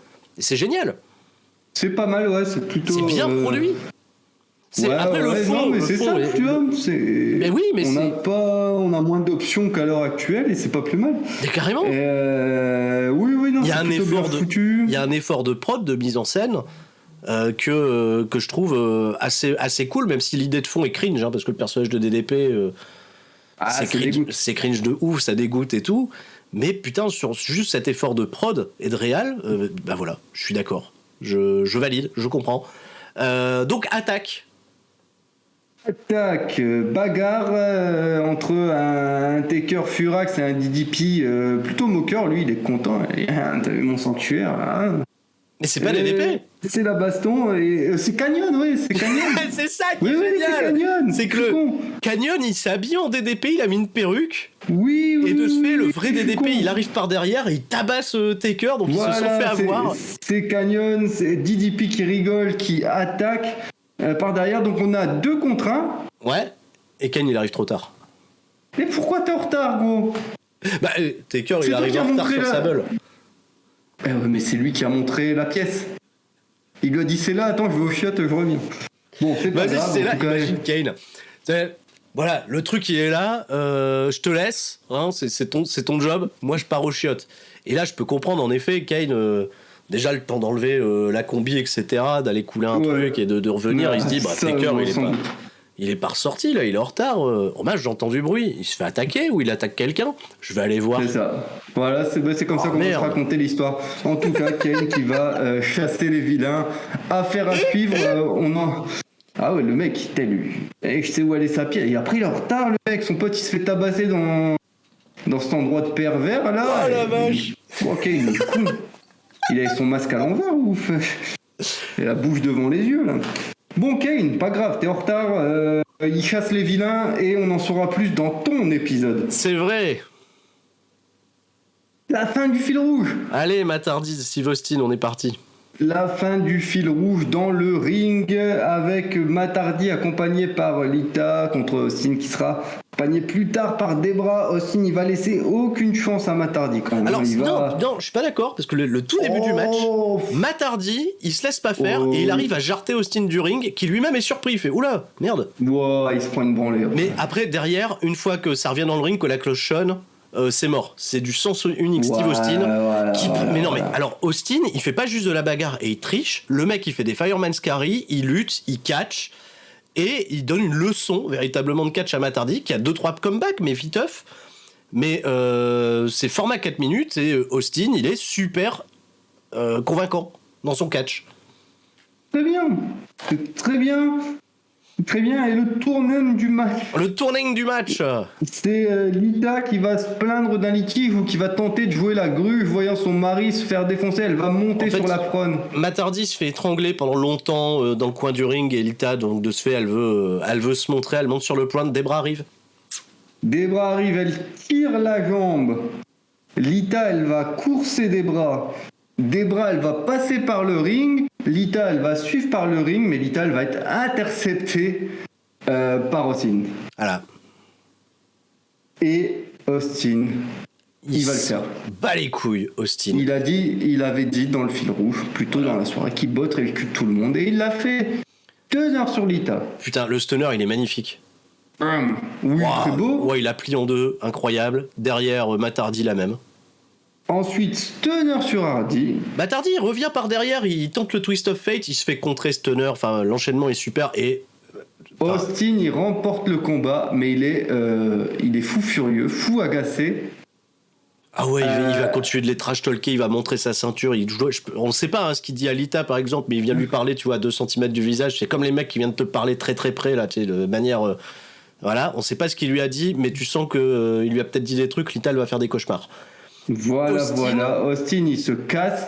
des bras 2-3 mètres derrière. Incroyable. Avec le plan, il est trop cool parce que on voit Austin, voilà, on est côté entrée, on voit Austin qui se dirige vers le vestiaire. Encore Furax, tu sens qu'il est pas redescendu. Les nerfs, ils sont pas retombés, ouais. On a des bras derrière qui est... Elle est pas Furax, elle est satisfaite, elle a réussi son coup, en quelque sorte. Ça se voit sur son visage, elle est un petit peu contente. Elle essaye même de rendre un petit détail, elle essaye de donner la ceinture à Steve Austin et il lui dit vas-y, garde-la, là, je suis Furax, casse pas les couilles, mais... Trop bien. Ouais, trop bien. Trop cool. Rien à dire. Faut regarder, c'est dur à expliquer, mais leur sortie de ring, elle est vraiment cool. Elle pue le charisme, elle pue tout ce qu'il faut. Austin, il incarne ce personnage. Et je te dis, moi, c'est un truc vraiment qui me plaît. À la différence de Booker T, qui est plus portrayé comme un lâche face à The Rock, on n'est pas tombé dans la facilité d'un Austin qui est juste un mec qui a peur. Austin, c'est Austin. Austin, c'est Austin. Il arrive, voilà, il est fou allié. Il est taré. Et là, il a bouffé Matt Hardy, quoi. Il y a pas à chier, c'était trop bien. C'était trop cool. C'était trop cool, t'as trop envie maintenant de le voir. T'as vu un Angle super cool avant, t'as vu un Austin super cool avant. Ils vont pas se croiser de l'épisode comme je l'ai dit, t'as trop envie qu'ils se rentrent dedans et qu'ils se clashent par la suite. Ouais, là on a envie de voir Angle, Austin carrément. Voilà. Très bien joué. The Rock, il marche backstage. Ah, on a The Rock qui marche, j'ai pas noté. Eh ben, The Rock, il marche backstage, il est en slip-bar, il est torse nu, c'est la première fois qu'on le voit en tenue de catcheur depuis son retour. Bah, juste, tu vois, c'est 3 secondes. The Rock is walking backstage. Un classique à la WWF à l'époque. Juste assez pour faire hurler. Restez connecté. Le match est après, mais avant, le dernier fil rouge. Le dernier fil rouge de plus tôt dans la journée, on est en rediffusion, on a Booker T qui fait complètement n'importe quoi au casting. Ça part en couille. Il croit toujours qu'il claque, mais je crois qu'il va tout simplement une nouvelle fois lire les indications qui ne doivent pas être jouées, tu sais. N'importe quoi. Tu vois, c'est en plus, il garde son personnage là d'aristocrate anglais, mais il dit... se place ainsi et garde le buste droit, machin, trop con. Et l'actrice, elle perd patience, elle dit après là, il casse la tête, ça fait je sais pas combien de fois qu'il fait ça, comment ça se fait. Et du coup, le réalisateur, il se sent un peu gêné parce qu'il sent quelque part que Booker T est un homme menaçant, donc il se sent gêné de lui dire monsieur, ça va pas être possible. Voilà. Monsieur, ça va pas être possible. Et Booker T, là, il va te prendre mal. Il va dire ouais, de toute façon, j'ai pas besoin de ton film. Ton film, il pue, il est nul. T'as qu'à appeler The Rock pour faire le rôle. Moi, je suis plus doué que le Rock. Nanani, nanana. Il a dit The Rock. Ouais. Et l'actrice, elle est complètement émoustillée que Booker T connaisse le Rock. The Rock, vous connaissez The Rock? Ouais, vous connaissez The Rock, je suis un grand fan et je crois ma mère aussi ou ma tante, je sais plus. Vous pouvez m'avoir une photo et tout? Ouais, vous pouvez m'avoir un autographe, une photo. Et Booker T il va tout simplement péter un câble. Alors, péter un câble. Avant de péter un câble, il dit un truc que j'ai trouvé qui était incroyable. C'est quoi déjà? J'ai pas noté. Il fait The Rock. Ouais, ce bâtard là, je vais le prendre à SummerSlam. Vous allez le prendre? Je vais le prendre à SummerSlam. Ah, mais vous partez en vacances. Mais vous êtes son chauffeur. Oui. Là, quoi? Mais non, je suis pas son chauffeur et tout. Il y en a marre, il se casse. La meuf, elle l'a mis mal. Tout le monde le met mal. Il finit par se battre. Il va juste donner une grande tarte au réalisateur, au casteur. Il va vendre ça. Les meufs, il va bumper comme un porc. Oui, les meufs, elles crient, elles se font un câlin. On aurait dit un peu des personnages de GTA. Ouais, quand on voit une patate à GTA et les autres personnes... Très con, trop con, mais c'est un peu drôle. Ouais. C'est ça. Voilà. Donc voilà pour. Et fil rouge comédie, il a passé le test de la comédie, Booker T. Oui, donc pas concluant, Booker T, pas au cinéma, désolé. Pas au cinéma, mais pour la comédie catchesque sur des rôles backstage, moi ça me va. Très bien. Bravo à lui. Bah, c'est réussi. Allez, main event. Ce qu'on attendait tous, Shane McMahon contre The Rock dans un street fight, c'est parti. Pour une grande bagarre, on va visiter toute l'arène, le ring, les abords, les gradins, la foule est en délire. Les caméramans, ils doivent même jouer des coudes pour suivre l'action. Ouais, tant on est excité du retour du Rock dans le ring et en l'occurrence là dans les gradins. Le moins qu'on puisse dire, c'est qu'en ce début de combat, Shane va prendre une grande correction, mais il va quand même réussir à revenir dans le combat avec des coups de chaise ou des coups de kendo. Je me souviens plus très bien. Il met surtout des coups de poubelle. En fait, ils sont en train de remonter la rampe à coups de poubelle de Shane McMahon. The Rock, il va contrer, il récupère la poubelle. Quand il met Shane McMahon dans la poubelle avant de lui porter un coup de chaise, les gens sont fous. Parce qu'il met McMahon dans une poubelle, donc la symbolique est géniale. Il y a McMahon, il prend le coup de poubelle. Et il roule le long de la rampe, c'est la rampe, il y a un dénivelé, il descend, et il roule en fait. Et ça, c'est trop drôle. c'est le genre de truc. McMahon, tu le vois rouler dans sa poubelle comme un rouleau, là, c'est super fandard. Ça continue, des coups de poubelle, etc. Il prend le couvercle, ils vont dans le ring, il met des coups le coup de couvercle du peuple, tu vois, il regarde comme s'il faisait la main du peuple, mais il prend le coup de couvercle et bam. Mais Shane il revient quand même après. Shane il a que des comebacks, il réussira à récupérer son kendo stick. D'ailleurs on a oublié d'en parler au tout début du match quand ils se font face à face. Shane McMahon il fait le malin tout le temps avec un kendo stick, tu sais, il fait genre chez manier le bâton et tout, et puis il le laisse échapper. Et il fait dans les cordes. En fait, ce qui est bien avec ce match, c'est qu'ils n'ont pas pris des risques phénoménaux. Ils ont fait des trucs très très simples. Toutes les pops sont méga justes de la part du public. Il y a beaucoup de justesse et sans avoir besoin d'avoir pris des risques physiquement, tu vois, parce que tu vois dans l'image des gens, le street fight, le dernier de Shane McMahon, c'est très violent face à Kurt Angle. Pas de dinguerie. Il y a pas de dinguerie, tout est juste, tout est resté assez simple. Il y a rien de dangereux techniquement parlant dans le match, à part un ou deux bumps à l'extérieur, mais pas encore ce qu'il y a de plus de ouf. Mais c'est super efficace tout ce que fait The Rock, les gens sont au taquet, les retours de Shane McMahon sont assez justes. Oui, il a un dernier retour qui paraît être le bon, mais plutôt que de s'atteler à conclure, il va préférer danser. Ouais, voilà, il fait ses petites danses de ce fait The Rock. Voilà, il fait ses petites danses, c'est ça. Fait le bordel. Rock, il va pas le pardonner. Booker T vient pour aider, mais c'est maîtrisé par Rocky qui va chasser Booker T et qui va porter son rock bottom pour Shane et pour une victoire qui est 9 minutes. qui est absolument saluée par le public. Saluée par le public. Magnifique victoire de The Rock, logique. Voilà le schéma logique. Et aftermatch. Ouais, à l'aftermatch, Shane, qui est complètement groggy et allongé au sol, il va réussir à agripper le pied du Rock pour un petit peu le déconcentrer. Ouais, parce que tout de suite après sa victoire, évidemment, Booker T va revenir, il va attaquer The Rock. Voilà, et cette petite prise de pied de Shane va permettre à Booker T de lui mettre le coup de pied là en rotation, son sorte de sidekick là très joli. Et The Rock qui vend bien, The Rock qui vend super bien. Ouais, c'est super. On va placer Rocky sur la table des commentateurs. Ouais, et le leap of face, la grosse descente du coude de Shane McMahon à travers la table, un classique. Et là, on se comprend, un Booker T, Shane McMahon, on fait ça, vas-y, on fait ça, je vais le faire, vas-y, fais-le. Booker T, il immobilise Rock sur la table des commentateurs et Shane McMahon qui va réaliser sa descente du coude à travers la table des commentateurs sur The Rock. Ouais. Ça a fait mouche et on va conclure cet épisode avec la phrase de Paul Heyman. WWF ce soir a gagné le combat, mais l'Alliance a gagné la guerre. Bon, la guerre, c'est peut-être un peu tôt, mais en effet, les Heels restent debout à la fin. En tout cas, c'est l'Alliance qui reste fort à la fin. Mais c'est un épisode où, voilà, le Alliance contre WWF, c'est passé totalement au second plan.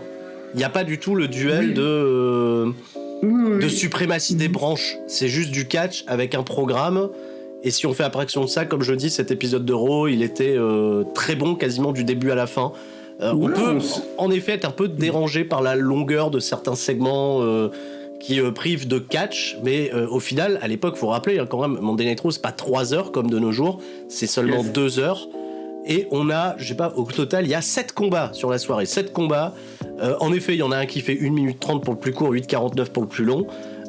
C'est beaucoup le format 4 minutes. Voilà, 4 minutes, 5 minutes qui prédominent. Mais par contre, dès lors qu'il y a du catch, c'est non-stop, ça va vite, c'est agréable, le catch est bon. Voilà, mention spéciale pour cet épisode que j'ai vraiment trouvé divertissant. De la bonne télé.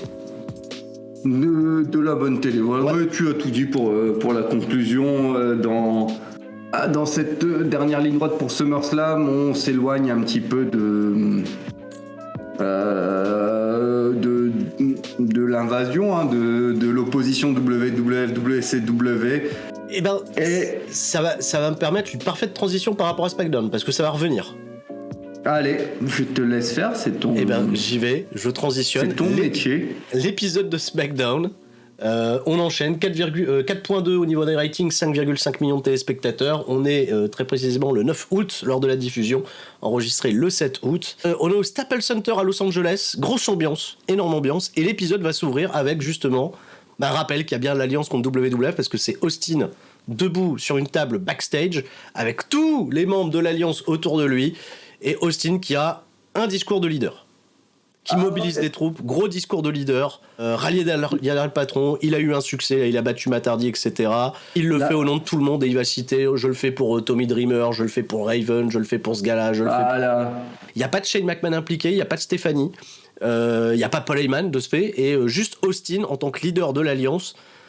Et on a les prémices, mais alors des tout petits prémices, de quelque chose qui va devenir immense dans le personnage d'Austin, c'est les fameux What. Mais alors c'est vraiment des tout petits prémices, c'est-à-dire que les gens reprennent pas, etc. Même au début, il va à chaque fois, il va lancer une phrase, il va dire why, il va dire pourquoi, pas what. Mais après, il va amener les what, ça va venir progressivement, vous allez voir, de plus en plus, il va y avoir les what. Et les fameux, je ponctue mes phrases par des what, quoi, qu'est-ce qu'il y a. Donc à l'époque, nous quoi, on pouvait pas dire fur, parce que c'était what, il y a pas de blague. Ouais, au cas où. Et justement, c'est un discours de motivation qui va motiver deux personnes qui vont subir un fil rouge dans la soirée. Voilà. J'en dis pas plus, on le verra plus tard. Après, un petit truc à ajouter, pas important. Vas-y, avec plaisir. On va surfer sur la vague de Raw. Dans ce discours de motivation, au premier rang, il y a Debra qui appuie toutes les fins de phrases de Steve Austin. Elle le regarde avec des yeux angéliques. Oui. Elle a retrouvé son doudou, quoi. Elle a retrouvé son Austin. Très bien. Voilà. Ils se sont réconciliés. Debra, elle est tout sourire devant le truc. Ça fait un peu plaisir de les voir un peu mieux ensemble, prendre des nouvelles. Ah bon, on sait que c'est pas forcément en vrai. Ils sont pas finis, ils sont pas restés ensemble. Et d'autres histoires entre Austin et Debra qui malheureusement, en vrai, ne se sont pas aussi bien passées que ça, aussi bien que prévu. Vous irez chercher. Mais Austin n'a pas été toujours un enfant de cœur, en quelque sorte, évidemment. On nous annonce ce soir dans le main event. Austin fait équipe avec les Dudley Boys contre Kurt Angle et les Hardy Boys. Place ton main event, l'affiche elle est incroyable, surtout qu'il y a eu cette interaction Stone Cold Matt Hardy à Raw, et qu'on va avoir Angle et Austin en face à face, les Dudleys valeur sûre, les Hardys évidemment. Gros main event en perspective pour conclure cet épisode de SmackDown. Et on démarre tout de suite avec un match de championnat par équipe. La semaine dernière, on était là, on se disait, les IPA, ils sont toujours champions par équipe. Oui, ils sont là, ils viennent catcher. Ils viennent défendre les championnats contre nul autre que Canyon et Diamond Dallas Page. Canyon et DDP qui ont joué un sale tour à Kane et Undertaker la semaine dernière, enfin pas la semaine dernière, à Raw, avec, on en a parlé, l'entourloupe dans le temple sacré, etc. Voilà, à l'instant, pardon. Et on est parti pour de l'action, ça va durer 4 minutes 19. C'était cool, c'était pas un mauvais match. Dès lors que Farouk et Bradshaw ils sont en domination, les gens réagissent bien, ils restent quand même assez populaires. En tout cas, la souplesse là de la troisième corde de Bradshaw, c'est costaud sur Canyon là. Entre des poids assez lourds, c'est... Ouais, il lui fait un follow slam, je crois, depuis la troisième. Follow slam, ouais. Super propre. Quand ça tape, ça tambourine bien. DDP, on sent qu'il est content de catcher avec Ron Simmons et Bradshaw, d'ailleurs. Donc tout ce beau monde se met gentiment sur la gueule. Et va y avoir... petite gruge à la fin, notamment un arbitre distrait qui va pas pouvoir donner un compte de 3 sur la grosse lariat de Bradshaw, puisque un homme va venir aider Chris Canyon et DDP, un homme qu'on attendait peut-être pas ou peut-être si, à vous d'en juger. C'est Test qui vient se venger de tous les mauvais coups de Bradshaw et de Farouk, et qui de ce fait rejoint l'alliance et permet à DDP et Canyon de remporter la victoire ce soir et d'être les nouveaux champions par équipe de WWF. Pris. Pas si surpris que ça, évidemment. Il avait un petit passage micro la semaine dernière, on l'avait dit, qui disait je resterai loyal à WWF même si Bradshaw et Farouk c'est des cons. Voilà. Bon finalement voilà. Pas tant que ça. Voilà, il est là, il pose avec ses nouveaux copains et il rejoint lui aussi l'Alliance après Ivory lors de l'épisode de Raw. The Rock marche backstage. Il arrive dans le parking avec son sac. Juste ça, c'est suffisant, les gens sont contents. The Rock est là. Exact. The Rock marche backstage, c'est un classique. Hein. Vraiment, j'insiste. Du beau monde dans le public puisque Arnold Schwarzenegger est là. Dans le public. Ouais. Petit coucou Arnold, on est chez lui, Los Angeles, tout va bien. Et Perry Saturn qui fait son entrée avec sa mop. Voilà, le contraste il est pas mal. Schwarzenegger, Perry Saturn. Ouais. Plaisant. On nous remontre ce qui s'est passé les semaines précédentes, donc il y a 2 semaines avec Terry Runnels qui avait donné un ultimatum à Perry Saturn. C'est soit ta mop, soit moi. Et lui, il a pris la mop. Voilà.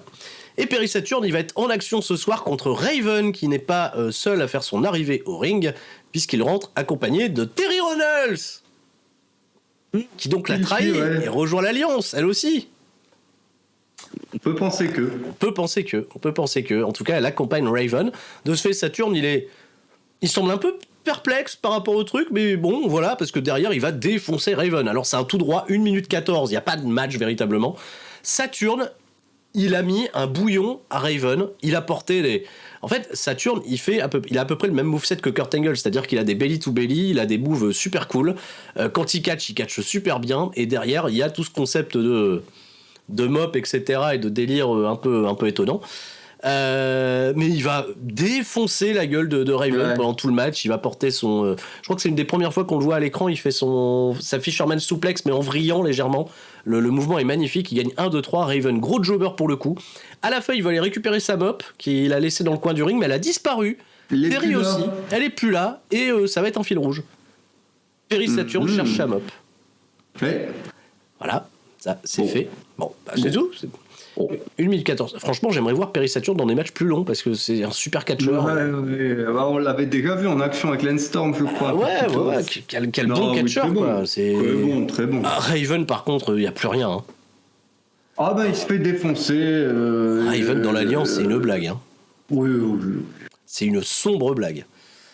Test qui est félicité backstage par ses nouveaux copains de l'Alliance DDP Canyon et justement il fait un gros discours de confiance, tu vois, il donne de la confiance à Canyon et DDP en disant c'est un titre de plus pour l'Alliance, maintenant je suis du bon côté, voilà, etc. Il se casse.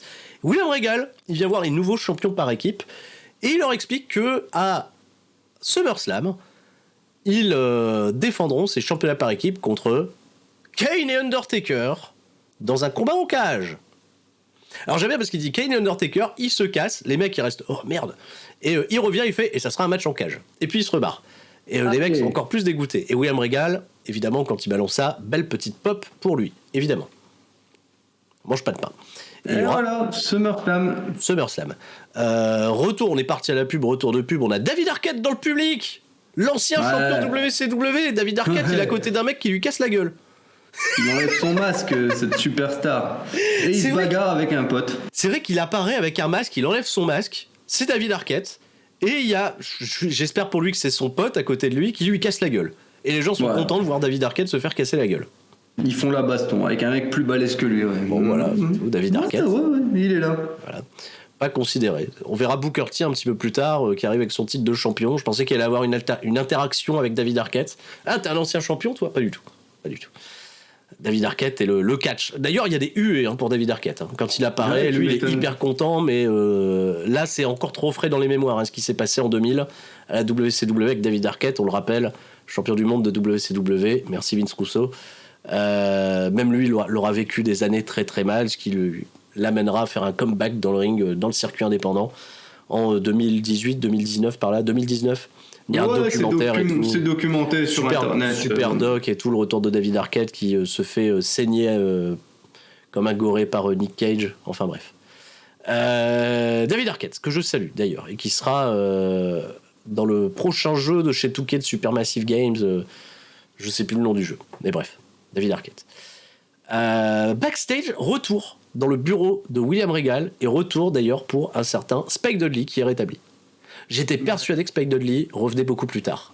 Voilà X-Pac qui vient se plaindre, évidemment, d'avoir perdu son titre la semaine dernière, et il se plaint également du comportement de William Regal à son égard, et challenge de fait Tajiri et Regal pour un match par équipe contre X-Pac et Albert, un peu plus tard. Spike Dudley qui est là, qui assiste au truc, qui dit à Regal, vous dérangez pas, monsieur Regal. Je suis prêt, je suis chaud, je suis prêt à aller faire équipe avec Tajiri. Regal, il valide. On aura Tajiri et Spike Dudley contre X-Pac et Albert un peu plus tard.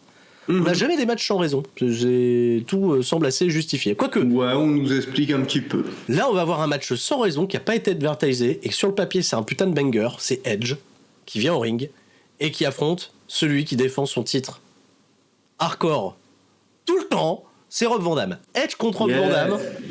C'est pour vous, c'est pour SmackDown, c'est cadeau. Ah oui.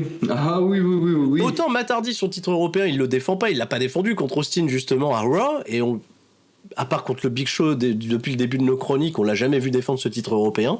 On s'embarrasse pas de ça. Que là, le titre hardcore, vas-y, c'est H24, frère. On nous remonte bien entendu pendant l'entrée de Edge, hein, le pantalon baissé de Landstorm, voilà, qui s'est retrouvé en slibard. Hein, ça, voilà, c'est délirant. On remonte. Et on remonte en ralenti et tout, tu sais, ils en font des caisses.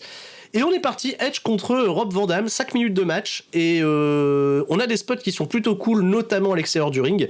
On va se servir d'échelle, hein. Edge il sort une échelle, les gens sont contents, mais Edge il est quand même bien maîtrisé, il faut bien le reconnaître par Rob Van Dam, et d'un coup d'un seul dans le ring, quand l'action recommence à tourner en faveur de Edge, Landstorm va se pointer, va introduire une chaise dans le ring, une chaise qui va pas lui servir pour autant parce que Edge il va réussir à contrôler Rob Van Dam et Landstorm en 2 contre 1. Christian il est pas là, pas de nouvelles, il est pas venu aider son pote. Il va réussir un truc, il va réussir une spear en prenant appui sur la chaise qui était posée au centre du ring sur Landstorm. Le mouvement est très très cool. Mais derrière, Rob Van Dam il parvient à rééquilibrer le tir, porter un coup de chaise à Edge. Derrière, ils font le concerto et ils gagnent 1-2-3. Avec Landstorm et Rob Van Dam, concerto sur Edge. 1-2-3. Et Landstorm qui vient provoquer Edge. Et le programme pour SummerSlam est définitivement lancé. Il n'y aura plus qu'une semaine pour bien l'éclaircir, mais il est lancé. Chouette match.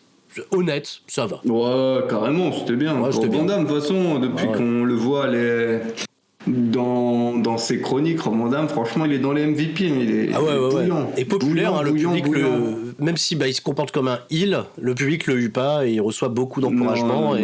Il est de ce fait bien plus populaire que Edge, qui est la star qu'on essaye un petit peu de construire du côté de WWF, mais ça galère, ça prend pas encore.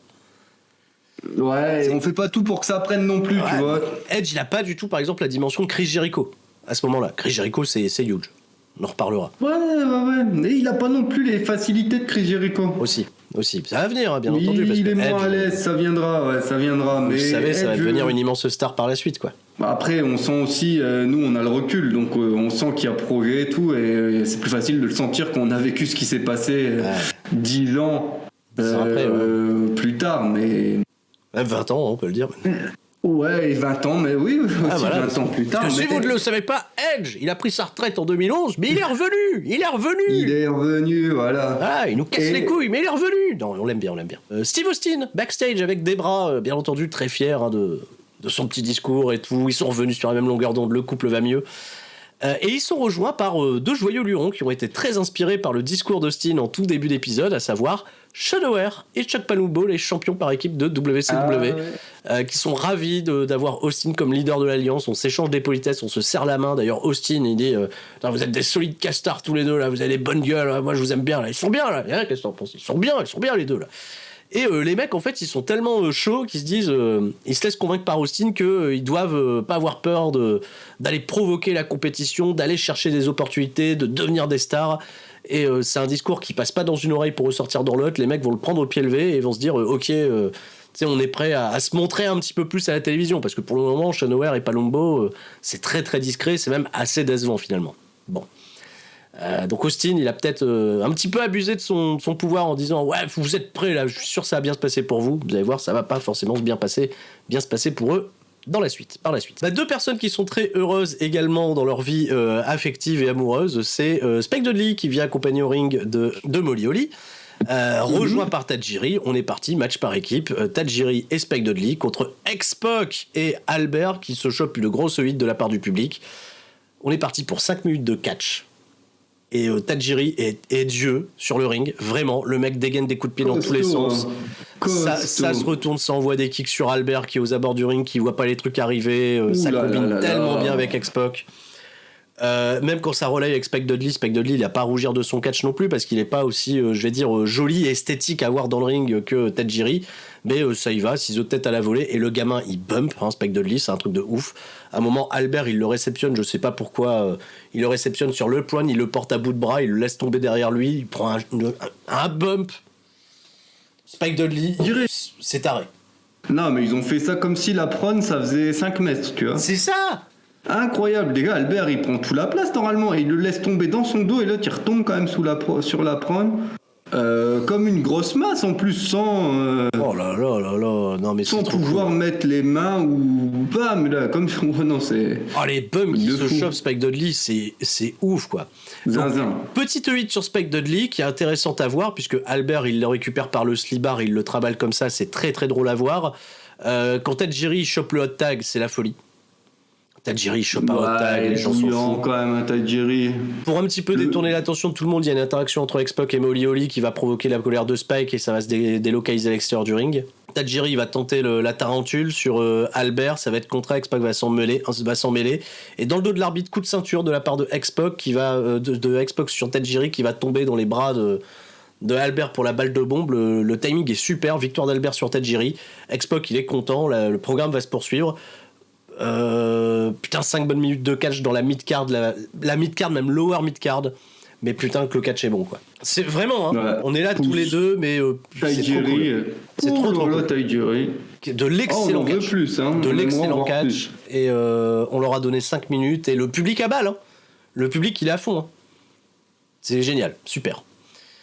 La comédie, pas tout de suite. Il y a d'abord Booker T qui remonte, qui marche backstage en compagnie de Shane McMahon. On a rien à entendre, c'est juste un plan sur eux qui marche.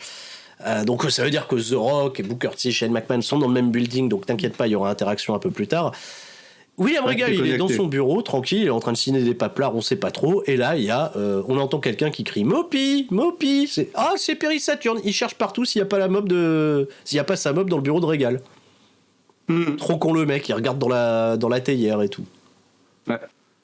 Regal, il essaie de le calmer, il fait qu'est-ce qui t'arrive, il y a rien ici. Et puis le mec, il fait tiens, une théière. Le mec, il pense que c'est un crachoir, il crache dedans, il dit you're welcome et il se barre. Mais il est cringe. Oh, c'est fun. C'est bon, c'est fun.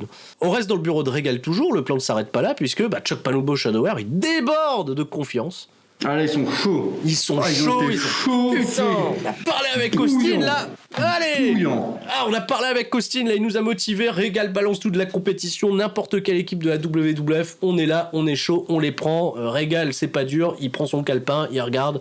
Bon, les Hardy Boys, ils sont dans le main event. Edge, il a déjà catché tout à l'heure, donc on peut pas faire Edge et Christian. APA, ils ont perdu les titres. Bon, vous inquiétez pas, je vous trouve une équipe. Les mecs se cassent, ils sont super contents. Regal, il a une petite idée derrière la tête, tu vois, ça fait sting. Et on aura la belle surprise tout à l'heure. Et surtout, le public aura une belle surprise, même si vous avez fait un petit peu les comptes, il reste pas beaucoup d'équipes. Et l'équipe qui reste, elle va vite trouver là. Elle va faire mal au verre. On verra. Booker T. Essayez de pronostiquer chez vous. Allez-y, faites vos pronostics, etc. Booker T fait son entrée au ring, accompagné de Shane McMahon. Ça déborde de confiance. Même s'ils ont perdu le match contre le Rock, si Shane a perdu le match contre le Rock, ils sont restés debout à la fin, et c'est ce qui compte dans un street fight. C'est pas qui a le bras levé à la fin du combat, c'est qui est debout à la fin de l'angle. Bon, ils sont très très fiers de leur coup. Ils acceptent bien entendu la provocation de The Rock pour un match 1 contre 1 à WrestleMania. On nous remonte des images bien entendu de ce massacre et de SummerSlam et Booker T. Il dit je suis supérieur au Rock parce que je fais des trucs que lui ne peut pas faire. Je fais le scissor kick. Alors il fait un scissor kick dans le vent et il tape une pause derrière. Il est trop drôle. Et je fais un truc que The Rock ne fait pas, le spinner Rooney. Et il fait le spinner Rooney. Tu vois, et il est trop content, il marque un temps. Il prend ça, The Rock, t'es pas capable de faire ça, can you dig that sucker, etc.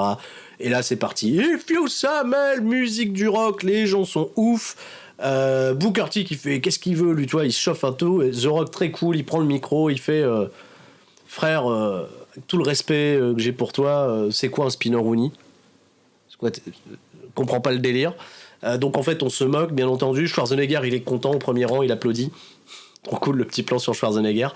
Je crois qu'il fait une petite ref, tu vois, je crois qu'il fait une petite ref à Arnold, c'est pour ça que le plan change.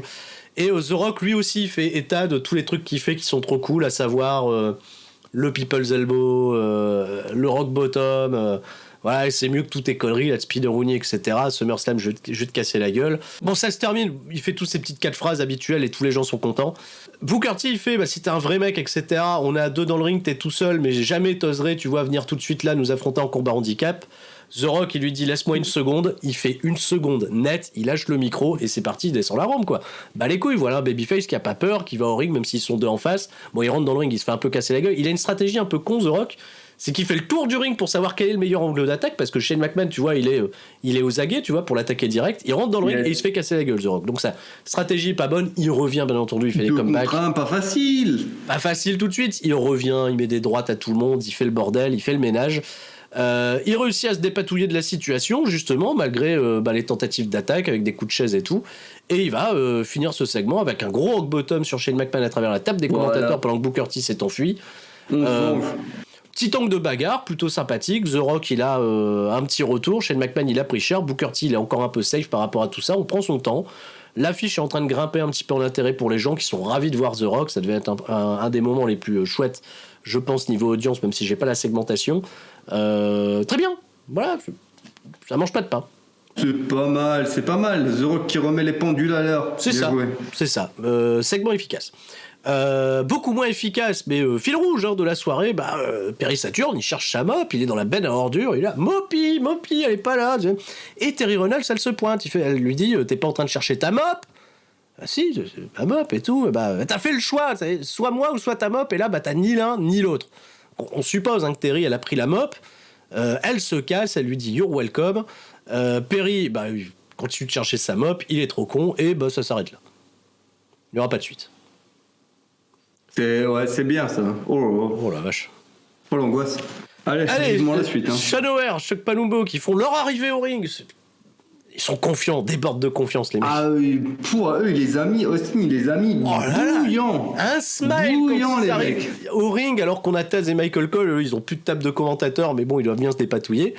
Et là, qui va être leurs adversaires? Sa pétarade. On a la pétarade de Kane, Limp Bizkit, Rollins derrière. Ouais. On a la Bizkit, ouais.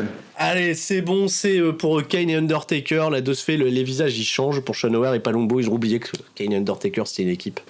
Merde, on est trop cons, on a oublié. 5 minutes de match. Il y a des interventions de personnes. Ouais, non, c'est resté clean, début à la fin. Il me semble pas. Je suis en train de revoir un petit peu mon portfolio du combat, mais c'est pas de la mauvaise action. Oh, c'était pas dégueu. Ouais. C'était pas dégueu sans être exceptionnel. Palumbo est bien meilleur dans le ring que Shanower pour l'instant, qui est très timide, qui n'a rien à voir avec le Shanower de WCW. Il a en effet le facteur star, etc. Mais dans le ring, c'est pas non plus l'éclate. L'Undertaker, il lui donne pas grand chose pour le laisser briller, bien évidemment. Il donne rien, l'Undertaker. Il donne rien, Taker, il donne rien. Il donne rien, tout jeune. Pour lui. C'est pour moi, quoi. Il fait son old school, etc. Donc, quand ils ont un petit peu l'avantage, c'est des petits coups en traite, tu vois, à l'extérieur du ring, tout ça. Palumbo, il a toujours, tu vois, ses bonnes droites, ses discus punch, etc. pour briller. Je note toujours que Kane, dès lors qu'il monte sur la 3e corde pour aller faire une descente, une corde à linge, il est popé de ouf. Les gens sont fous. C'était ma prise préférée quand j'étais petit. Ah ouais, c'est super. Mais les gens se mettent debout. Double chokeslam à la fin. 1, 2, 3. Et nouveau champion par équipe de WCW, Kane Undertaker, ça tombe bien, ils affronteront Canyon et DDP dans le match en cage. Ceinture contre ceinture de ce fait, voilà. Ceinture contre ceinture. Et ouais, ça arrange bien les choses. Vu qu'il n'y avait pas de projet Shanower Palumbo, donc voilà. Merci pour l'interaction avec Austin, quoi qu'il en soit. Je sais même pas c'est quoi la suite pour eux, là, tellement ils vont pas être marquants. Palumbo, on sait, voilà que. Mais je sais pas quand, je sais pas quand est-ce que ça arrivera. Et Shanower, qui restera très très discret par la suite, malheureusement, avant d'être repackagé un peu après l'Alliance et tenter un truc aux côtés de Roddy Piper, même si. Pas motivé, le catch, malheureusement oubliable. Shanower, c'est un des plus gros. On dit toujours c'est un gâchis, mais pas forcément motivé, et WWF ça l'a pas fait. Parlons de quelqu'un qu'on a très peu vu depuis le début de l'Alliance, un catcheur de WCW qui a eu un match à Invasion et qui l'a remporté d'ailleurs, mais depuis on l'a plus revu, c'est Humorous. Humorous, il va trouver Stephanie McMahon backstage et il va lui dire on fait pas ça, Chris Jericho avec les singes là, on fait pas ça. on respecte Stéphanie. Moi, je vais lui faire une tête comme ça à Chris Jericho, je vais aller le choper, je vais le prendre. Casser cette tête. Casser cette tête. Stephanie McMahon, elle semble un peu enthousiaste à l'idée d'un Humorous qui veut défendre son honneur. Elle lui dit, bah vas-y, va faire un match contre Jericho. Bah c'est bien, les gens sont contents, ils voient Jericho qui va l'affronter Humorous. Ça va durer 1 minute 25 parce que Humorous, je vais pas dire qu'il est nul, mais il est portrayé comme un nul. Ouais, il a viteuf un peu d'offense, mais derrière il se fait ratal, quoi. Il se fait rétal. Qu'est-ce qu'il fait ? Il met les genoux sur le Lionsault, pas plus ? Ouais, je crois. Il met un coup de poing, peut-être. C'est tout. C'est con parce que franchement, il fait une belly to belly. Mais c'est con parce que Humorous et Jericho, ils peuvent nous donner 5 minutes de bon catch. Là, c'était pas la place. C'est grosse victoire de Jericho qui le fait taper dans le Lion Tamer, pas de problème, dans les Walls of Jericho. Et quand il remonte le backstage, enfin quand il remonte la rampe, il se fait attaquer par Rhino. Et Rhino qui lui vraiment va prendre le projet Stephanie McMahon à cœur pour aller venger. S'il a un problème lui aussi avec Jericho, il lui a porté une gore encore pas plus tard qu'à Raw. Une image qui va être reprise dans 1 milliard de clips de WWF puis WWE à l'époque, c'est cette fameuse gore de Rhino à travers le décor de SmackDown, l'écran SmackDown. En fait, c'est plus, tu vois, c'est plus la toile sur laquelle l'image de SmackDown était projetée. Mais la gore est très impressionnante. C'est une image qui est assez super, qui a fait un peu frissonner les gens et qui va être beaucoup reprise. D'ailleurs, ils vont partir à la pub, retour de pub, on va nous montrer des ralentis de ça plein de fois. Donc Jericho plié en deux, il le vend super bien. Rhino, il est félicité par Stephanie McMahon. Elle a trouvé l'homme qui était capable de venir à bout de Jericho et de lui poser des vrais problèmes. C'est pas Humorous, tant pis pour lui. Elle choisit Rhino pour aller affronter Jericho à SummerSlam. Et Rhino, il accepte. Parce que Jericho c'est un con et parce que l'alliance et parce que tout ça. Et Stéphanie, elle est tellement fière d'avoir trouvé en Rhino celui qui allait pouvoir laver son honneur. Ouais. Et il est construit fort, Rhino, là, depuis 2 semaines. Ce qui n'était pas gagné. Non, parce qu'il a fait ça, il y a eu des hauts et des bas. Mais on est sur 3 gores d'affilée. 3 épisodes, 3 gores. Ouais, voilà, il est bien. 3 gores d'affilée sur Y2J. Oh, putain, mais en fait, le fil rouge, il est pas fini. Le fil rouge, il est pas fini. Explique.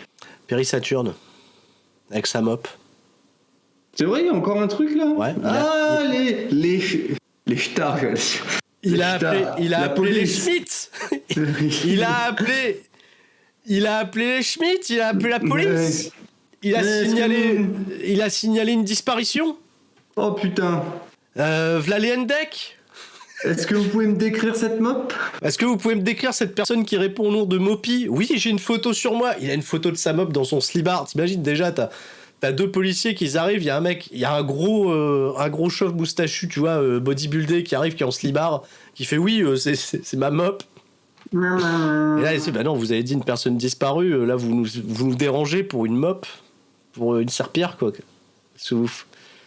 Tu sais, on va s'occuper de vous, monsieur. Puis se barre et appelez l'HP, il faut faire quelque chose. Ah, c'est pas drôle. Hein. Ah non. Ben, après, là, les flics se barrent. Saturne, il reste pantois. Oh, putain. Voilà. Bon, voilà. Ça y est, c'est là. Au cas où ça fait rire quelqu'un. Allez. Peut-être une personne ou deux. Et allez, on est parti, le main event, premier combat en 8 semaines qui va être entrecoupé d'une pub. C'est un 3 contre 3 à élimination, je crois. 3 contre 3 à élimination, ça va durer 13 minutes en tout et pour tout. Il y a une publicité en effet pour couper le truc, mais qui est pas gênante pour la lecture de l'action, sachez-le. Austin fait équipe, donc, et là le match est officialisé, Austin contre Angle au SummerSlam. Austin donc et les Dudley Boys contre les Hardy Boys et Kurt Angle, énorme pop pour Angle bien entendu à son entrée. Austin qui refuse d'affronter Angle dès le départ. Angle de ce fait il fait le relais à Matt Hardy et dès lors que Matt Hardy rentre dans le ring, Austin il réclame la main et il va martyriser Matt Hardy en faisant des grands sourires à Kurt Angle qui rentrera en action un petit peu plus tard. C'était trop bien, c'est tout simple, c'est tout con, c'est du mind game, c'est super. Alors après bon, ça se bagarre principalement entre les Hardy Boys. On va garder les stars, tu vois, pour un peu plus tard, mais ça se bagarre bien entre les Hardy Boys et les Dudleys qui se connaissent par cœur et qui offrent de la bonne action, tout est cool. Hot tag de folie avec Angle qui fout un gros bordel, qui met un gros bull à tout, ça se bagarre à l'extérieur pendant ce temps-là. Angle, il claque l'ankle lock sur Devon Dudley qui n'a pas d'autre choix que d'abandonner et d'être le premier éliminé, comme le dirait Rabbi Mentor. -1. Et handicap de ce fait pour la team Alliance face à la team WWF. Tout de suite, Bubberay, il a vu son pote se faire éliminer, il attaque Angle. Jeff Hardy va faire le hot tag. Jeff Hardy va se retrouver dans des situations un petit peu périlleuses. Il va quand même réussir à faire un relais avec Matt Hardy qui va se faire éliminer de son côté par les Dudley Boys avec une Bubba Bomb. Angle et Jeff Hardy, ils avaient le temps, tu vois, d'aller casser le tombé, mais c'est Gentleman, c'est Babyface. Ils viennent pas casser le tombé. Matt Hardy est éliminé et Jeff Hardy est en galère après derrière. C'est là que c'est parti à la pub, retour de pub. Jeff Hardy va tenter de résister, il va y avoir pas mal de situations un petit peu farfelues justement. On va pas attendre les consignes de l'arbitre pour entrer dans le ring pour faire un petit peu tout et n'importe quoi. Putain, Austin, je sais pas, de nulle part le mec il arrive à caser des stunners à tout le monde, et le stunner qu'il porte sur Jeff Hardy est totalement fou parce qu'il se bloque le pied dans le t-shirt que Jeff Hardy a mal arraché, et de ce fait Jeff Hardy il prend une drôle de chute sur le stunner, mais c'est trop cool à voir. C'est un peu trop bien, cool. Bubba Ray Dudley il a juste à poser le bras sur Jeff Hardy. Angle arrive trop tard pour casser le tombé. Jeff Hardy éliminé. Angle est en situation de 2 contre 1. La chimie, par contre, la complicité entre Bubba Ray Dudley et Steve Austin est superbe parce qu'ils vont se passer des relais, etc. Ça trash talk énormément Angle, et dès qu'Angle il vend super bien, mais dès qu'il a le moindre comeback, le moindre sursaut, les gens sont totalement tarés. Il va réussir à mettre Austin dans l'ankle lock. Ah, ça c'est trop bien à ce moment-là. Il est trop. Comment ça passe? Ça va vite, c'est furtif là, ça tue. C'est trop cool. Il est en souffrance. Austin, il le met dans le Boston Crab. L'autre, il est peut-être sur le point d'abandonner. En 2 secondes, il arrive à choper la jambe d'Austin, à le retourner ankle lock. La gueule d'Austin. Austin en péril. Le public, il explose. Bubba Ray Dudley, il met fin, tu vois, au suspense. Il vient casser la prise. Il réclame le relais d'Austin. Il vient au ring. Austin, il est plus en mesure de pouvoir sauver Angle qui a réussi à passer l'Angle Slam en 2-2. Il y a des German suplex et tout, c'est super. Bubba Ray Dudley derrière un petit peu plus tard est éliminé. On reste, tu vois, dans le mano à mano Austin Angle. Là évidemment WWE ils prennent pas de risque. On va pas vous donner l'affiche tout de suite. Devon refait un comeback et revient, coup de chaise dans le dos d'Angle. L'arbitre il disqualifie pas, c'est bizarre en fait. L'arbitre disqualifie pas. Le match va se finir en no contest, mais on n'a pas entendu la cloche et l'officialisation d'une disqualification et peut-être une victoire d'Angle par disqualification. Ça sera classifié comme no contest. Grosse situation de 3 contre 1 où Angle il se fait poutrer par et Austin qui lui met un stunner puis un 3D des Dudleys. Jeff Hardy et Matt Hardy arrivent un petit peu trop tard, pour faire WWF toujours en retard pour faire le save. Ils arrivent en retard parce qu'il a le temps de se faire pillmaniser la guibole. Angle on lui a bloqué la jambe, tu vois, dans une chaise. Il fait l'angle de Pillman, il fait le stomp depuis la 2e corde pour péter la jambe d'Angle. De ce fait, les médecins arrivent, le drama et tout. Angle est escorté en civière. Il y a un plan sur Austin qui observe ça d'un peu plus loin avec un putain de sourire. Tu vois, il est de l'autre côté du ring en disant trop chouette. Trop interaction chouette. Qui concerne Austin et Angle dans ce combat, c'est brillant. Pour Austin Angle, ça a été une semaine absolument brillante. Là, on a envie d'être à SummerSlam. Ça aurait pu être Go Home Show, ça, on verra la semaine prochaine. Mais si c'était Go Home Show de SummerSlam, c'était ok ce qui s'est passé entre Austin et Angle cette semaine-là à Raw SmackDown. Et c'est pas fini. Pas fini parce que Austin, il prend le micro. Il provoque Angle en lui disant voilà, c'est tout ce que t'es, un mec, t'es là à défendre l'honneur, le drapeau, etc., USA, etc. Tu fais rien, et à chaque fois qu'il balance ses phrases, il ponctue par les watts sans que le public les reprenne encore. C'est ça le champion américain, Watts, c'est ça le truc. Et pendant que l'autre il se fait ramener en civière, les Dudley Boys ils attaquent les Hardys. Austin il a le champ libre, il peut attaquer Angle qui est sur la civière. Il va l'attaquer et Angle sursaut également. Il bloque Austin dans l'ankle lock. Le public se réveille. Encore une fois. Et là, ils sont séparés après par les équipes respectives. Mais il y a juste ce duel, tu vois, de regard entre tout le monde, entre Angle et Austin. De ce fait, Angle, il sort un peu grandi de ce truc. Il sort hyper combatif. Putain, Gucci, quel plaisir, quoi. La gueule d'Austin. Il est dans le angle lock les 2 fois. Austin, Angle, bravo, hein, c'est doré, là. C'est... Ouh là là là là, j'ai sifflé. Ah mais tu mérites. C'est bien. Trop cool. Super manière de conclure un show. T'as trop envie de voir la suite. T'es trop hypé pour SummerSlam. SummerSlam 2001, on le dit en avance, c'est un show qui est encore très plébiscité aujourd'hui et qui est considéré comme un des meilleurs shows peut-être de l'histoire de WWF. Un des meilleurs en tout cas. Il vient se classer comme ça dans les top 20, hein, easy. Il y a le travail en amont qui est super excitant. Chaque rivalité a du sens. Et même si on s'éloigne, je le dis, de ce prisme invasion WCW contre WWF, il y a du bon catch, quoi. Et là, justement, ces 2 épisodes... Très bonne semaine. C'est une bonne semaine. On est maintenant à 1 semaine et quelques jours de SummerSlam. Ouais. Et la carte est dessinée avec un peu dans l'ordre d'importance Storm Edge. Ouais, c'est pas encore officiel, mais ça va se faire. On aura sans doute Jericho Rhino. Oui, ça c'est bon. On aura l'Undertaker et Kane en cage, champion par équipe contre champion par équipe DDP Canyon. Ouais. Angle Austin et Booker T. Rock et Angle Austin qui est pour l'instant le truc quand même le mieux écrit cette semaine et même les semaines précédentes. Et il y a encore d'autres trucs qui vont se greffer, dont la revanche très attendue de Jeff Hardy, Rob Van Dam. Ça pareil, on n'a pas besoin de construire très longtemps. Hein, ça se débouchera juste la semaine prochaine pour avoir le match revanche. C'est bien assez. On n'a pas besoin que chaque match justifié à SummerSlam occupe, on va dire, de l'antenne 3 semaines, 4 semaines pendant la construction. Non, parce que même s'il est moins important que les semaines précédentes, l'angle d'invasion se suffit à lui-même. On peut opposer un catcheur de l'invasion et un catcheur de l'Alliance et un catcheur de WWF et que ça ait du sens puisque c'est équipe contre équipe. Donc voilà, et puis c'est une compétition quelque part. Donc. Non, plutôt, c'était plutôt ok, c'était une bonne semaine, ouais, c'est vrai. Un épisode un poil plus long, mais on avait pas mal d'amour. En tout cas, mon bon Flo, je te remercie. Merci de nous avoir suivis, que ça soit en avant-première pour les comptes souscrits YouTube ou en public, désormais pour Spotify, YouTube, la chaîne CCL Catch. Je vous fais des immenses bisous à toutes et à tous. Et comme on le dit, tout le monde reste fort. Et en effet, le catch reste très très fort à ce moment-là. Merci Flo, quel plaisir! Ouais, merci, quel plaisir pour cette semaine et vivement le prochain épisode qu'on puisse se pencher sur les Go Home Show et retrouver le grand pote Rabi pour SummerSlam ensuite. Donc les potes, soyez assidus, continuez à nous suivre et on se retrouve très vite. C'était Sturi et Flo, 3CFM Invasion. Ciao, bye bye. Bye.